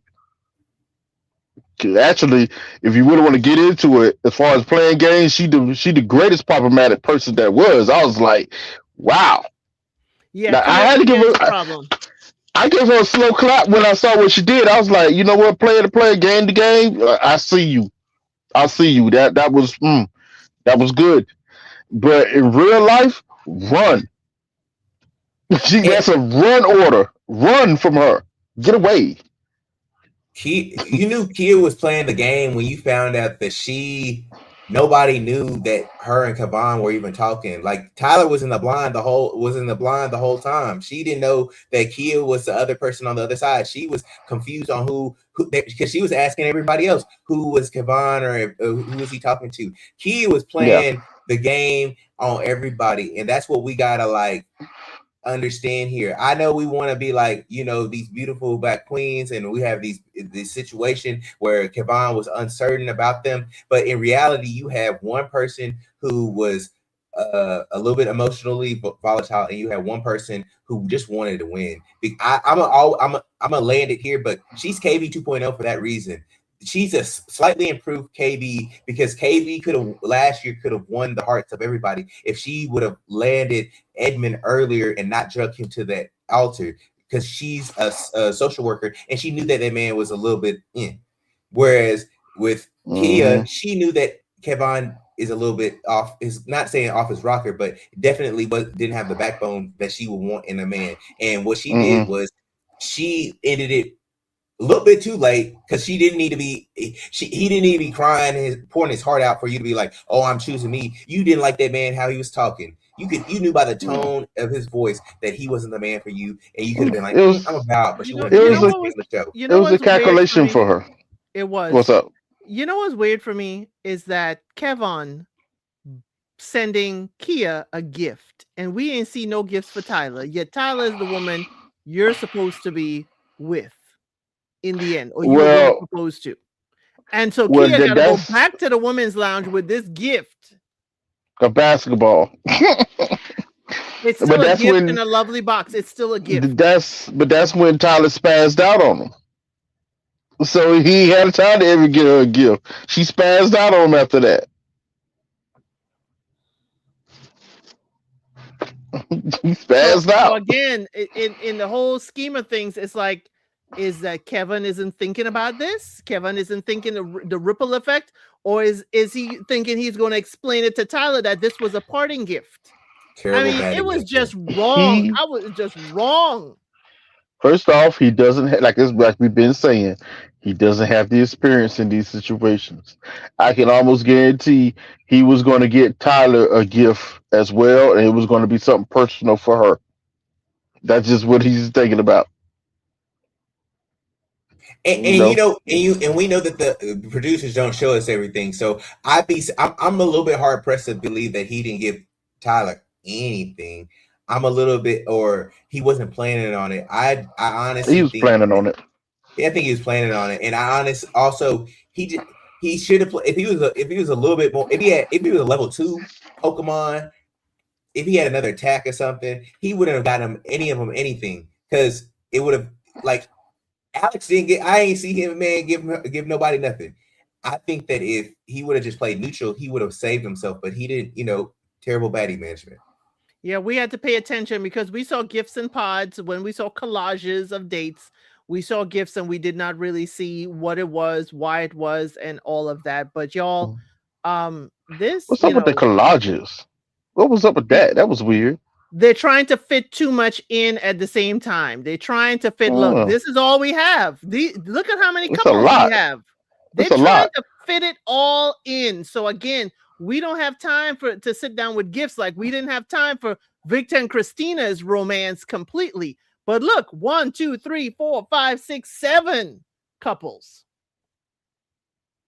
Come on now. That's a lot.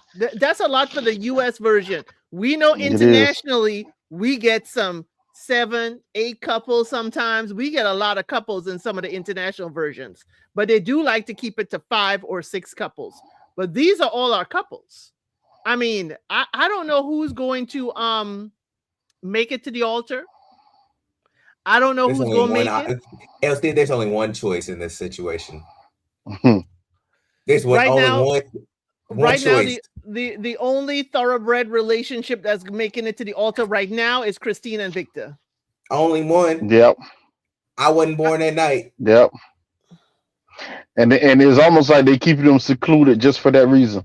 Yeah, Well, they said hey, don't if miss you us. So we gotta have us one. That matter of fact, I feel like that excuse that they gave, the budget, they just said, "Hey, we're not gonna screw this up. We're not gonna get y'all in no drama. Let's just keep this preserved, because we might have." Because if they would have gone, if they, to be fair, if they have one marriage this year, it still doesn't really improve their percentage to me in my eyes. But No, it doesn't. people are starting to not believe in Love Is Blind and starting to fall off the bandwagon because you're not. yeah, American version. Yeah, the American American version. version, yeah. But here's the thing, because Sweden only has one divorce, and that divorce just happened, okay, or is happening. So American version is the one that doesn't have the top numbers. But again, in this whole Coach over here. equation, I can see why Victor and Christine had to be separated, because going down the line, except for Amber and Jordan, everybody Can't else have them had a pores in them. connection. Right, Can't have them pores in them. right, but no, it's not poison them. Everybody else had a connection with another person in Mm-hmm. another couple. I mean, Mm-hmm. and if they didn't have an actual connection, we know that Alex's preference is Brittany. So again, we had a connection with everybody except for Amber and Jordan. But we have to put Amber out there for her to see how her and Jordan stack up, and the judgment pursue. So again. Listen, Victor and Christina, Mike and Emma, Jessica and Chris definitely going down the aisle. I don't know what the answer is going to be yet. I got That's to what I was see a about little to say, bit though. more. Jessica I and got to see what wait, Jessica who? and Chris, Mike and Emma, and This, Victor and Christina are definitely going down the aisle. We're going to see them down that aisle. I don't know what the answer is going to be, but we're going to see them down that aisle. The rest of them, cook. They cook. yeah, I I'm can see telling you. that. I can see that. I can The see rest that. of them are cooked. Yeah, because Devo, Chris, Devo and Brittany Chris and is going to Ashley and Alex survive. are done. Even though Bree is playing, Chris is going to survive this situation because actually Bree's the one pursuing him, so he can always go, "Hey, I ain't got nothing to do with this. She was coming at me. I'm with my Yeah, woman." Jessica gonna break their relationship up at the altar. She gonna say no. Probably Um, Devo and Brittany, the next episode they probably gonna be done. Ashley and done. Alex Cool, probably gonna be done next episode. Jordan and Amber, cool. yeah, you're right. They gonna make it to the aisle. Obviously, we know Brie and Con are done. So yeah. Okay, Jordan Amber is not making it. I'm telling you, he gonna kick her out for some reason. He kicking her out. It's gonna be some multiple kickouts here. I'm seeing some multiple kickouts of Mike women. and Emma for sure. Mike gonna be so done. So y'all are saying this is the He's going rise. down the aisle. This is the Mike rise and of the Emma going men. down the aisle. This is What's the the right? rise of the men. Yeah, they try. They've been trying to do that for the last few seasons. I don't want to give credit there. I'm just saying, like I've always said, it. I think editing has gotten a little bit more unbiased, or at least a little bit more balanced in these past couple of seasons, and so you get to see a full story as to why things unfortunately go the way that they do go. In the past season, it was always like it took us getting to the reunion to figure out why Ramses and Marissa didn't make it, and I'm like, y'all see all this stuff beforehand. I think you're just getting a little bit more clarity on who these people are, and so it makes it a little bit more understandable. Whereas in the past, you just never got that. Somebody in the comment, we would never see couple swapping in the U.S. market. We're not built for this. Like our supposedly value systems. We're not. This is. I hate to say this. This is not man at first sight Australia. Okay. Just wait for it, though. I It's we not. got sources. It would never happen here. I'll put it this. It would never happen in like it's just a normal occurrence. They're going to be exceptions to the rule, like we had at Married First Sight back on in Chicago. That was some of the exceptions, but they still got cooked for a little bit I when it beg to happened. differ. I beg to differ, Trey. Okay, I beg to differ. Okay, don't do. Are we going to forget Zach and Bliss? That's what I'm trying to tell people. I'm like, Zach picked a whole nother woman, and then you don't have to be another thing. You don't have to be the What I'm perfect candidate. Like, saying, you don't have to be the perfect candidate to be on this show. Like, everybody feels like, oh, they're not sure, or why are they on the show? Zach picked a whole nother woman, went on the honeymoon, came back to Seattle, went on a yacht, asked her to marry him, and now has one kid out, and now she's pregnant with the second. So I don't care what people say about being sure or ready or anything like that. I was very specific. I said they're all going to be exceptions to the rule. What I was talking to is direct partner swapping or cheating scandals. It has never gone. First of all, our country, our market, we live for them, number one, because we love to smoke them. It's never going to be in a situation where it will be accepted and okay as like we watch on Man at First Sight Australia. No, it's accepted over there because it's normalized. No, the system doesn't do that. This is what's gonna happen. Devo and Brittany gonna break up, and Alex and Ashley gonna break up. People ain't gonna have no issue with Brittany going over with Alex. Why? Because she's gonna fall underneath the sisterhood. Yes, they will. Huh? Yeah, you're right. The sisterhood gonna try and defend it. No, because they're gonna try and defend it. Devo is they feel like he's not a represent. He don't claim his blackness, and that's why they're gonna try and defend it. I'm telling you. And that's why they're going to try and defend it. Key word, they're going to try and defend it. But look at what you just said, how this is going to go down. We're talking about an Omega level F boy that we all can see and know is messing around with another castmate's potential wife. Okay? They're cooking them. And you all know, because we're going to cook them too. We're cooking them. Flamboiled. Now, they could probably still be together afterwards and it'd be okay. I.e., the couple from Chicago at Married at First Sight. They're still together and they're just now getting people to turn around on them because they're still together and it's looking like a real relationship. But they still got caught David when and it all Madison. happened. Yes, we were there for that. All of us. We We were all cooked there, them. but we have a revisionist history. The only reason why David Madison and Alan. girls Alan Madison. Alan's, the it only was reason why we didn't David Madison, the only reason Alan, why and Michelle. we went so hard on them was because all the women was like, Alan was such a nice guy. I wish I could find an Alan. Kojo had that man Not on me. there, and Not we me. found out who he really was. Yeah, we all did, but he crashed out, and but we called that. What I'm saying is, we still cooked everybody. David got cooked. Madison got cooked. We were cooking Michelle from the get go, and they was trying to defend her. Me, and you, Kojo We was was cooking him. iffy. Sean was trying to defend her for some daggone reason. I don't know why. For some odd reason, whatever. You know, he been on this kick lately. He be not defending all women no matter what they do. Hey, it's his campaign. Let him run. But he was defending them for some daggone reason. We were cooking her. Yeah. We were cooking the mess out of her. My point, all I'm saying is, there's never, especially in our market in America, there's never going to be a situation where a cheating scandal happens that we won't run to it, watch it, and cook it off of a moral standpoint. I'm using quotations. Okay, We will that's cook fair. it every single time. That's fair. Now, it could work out. David and Madison, they looked to be working out. We all said from the beginning, why weren't they matched together? That seemed like a better match from the get-go. Well, Michelle should have been matched with Alan. I don't know if it would have worked, but it should have been matched with her. In that, for Married at First Sight US, we are getting all new experts. We don't know when the new season is coming out, but y'all, please understand that Love is Blind Sweden is coming out in March as well. I'm hoping that Easton and Trey can join me next week. We're going to do this again. We're going to have 3 episodes coming up this week. Okay, only 3. They went from 6 to 3. I don't know why they couldn't just do, a little bit of 5 and 4. But hey, we are here for the ride. We are here for the long haul.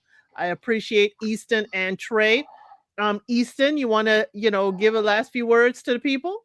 No, thank you, Elsie, for allowing me to be on the platform. Thanks, Trey. We always have great banter and talking. Thanks to the chat, everybody chatting and commenting and asking questions and stuff like that. We love you guys, and so join us next week, and we're gonna be right back at it with 3 more episodes.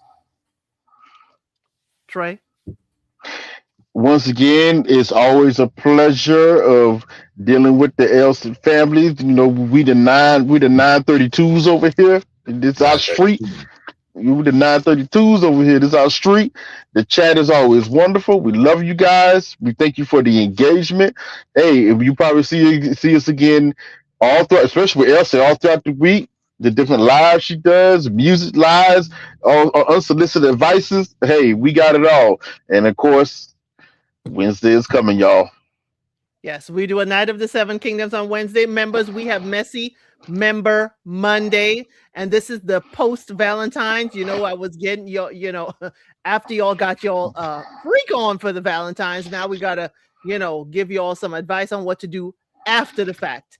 We have 1 super chat. Thank you so much, Felicia. Okay, Trey, I'm going to spare you.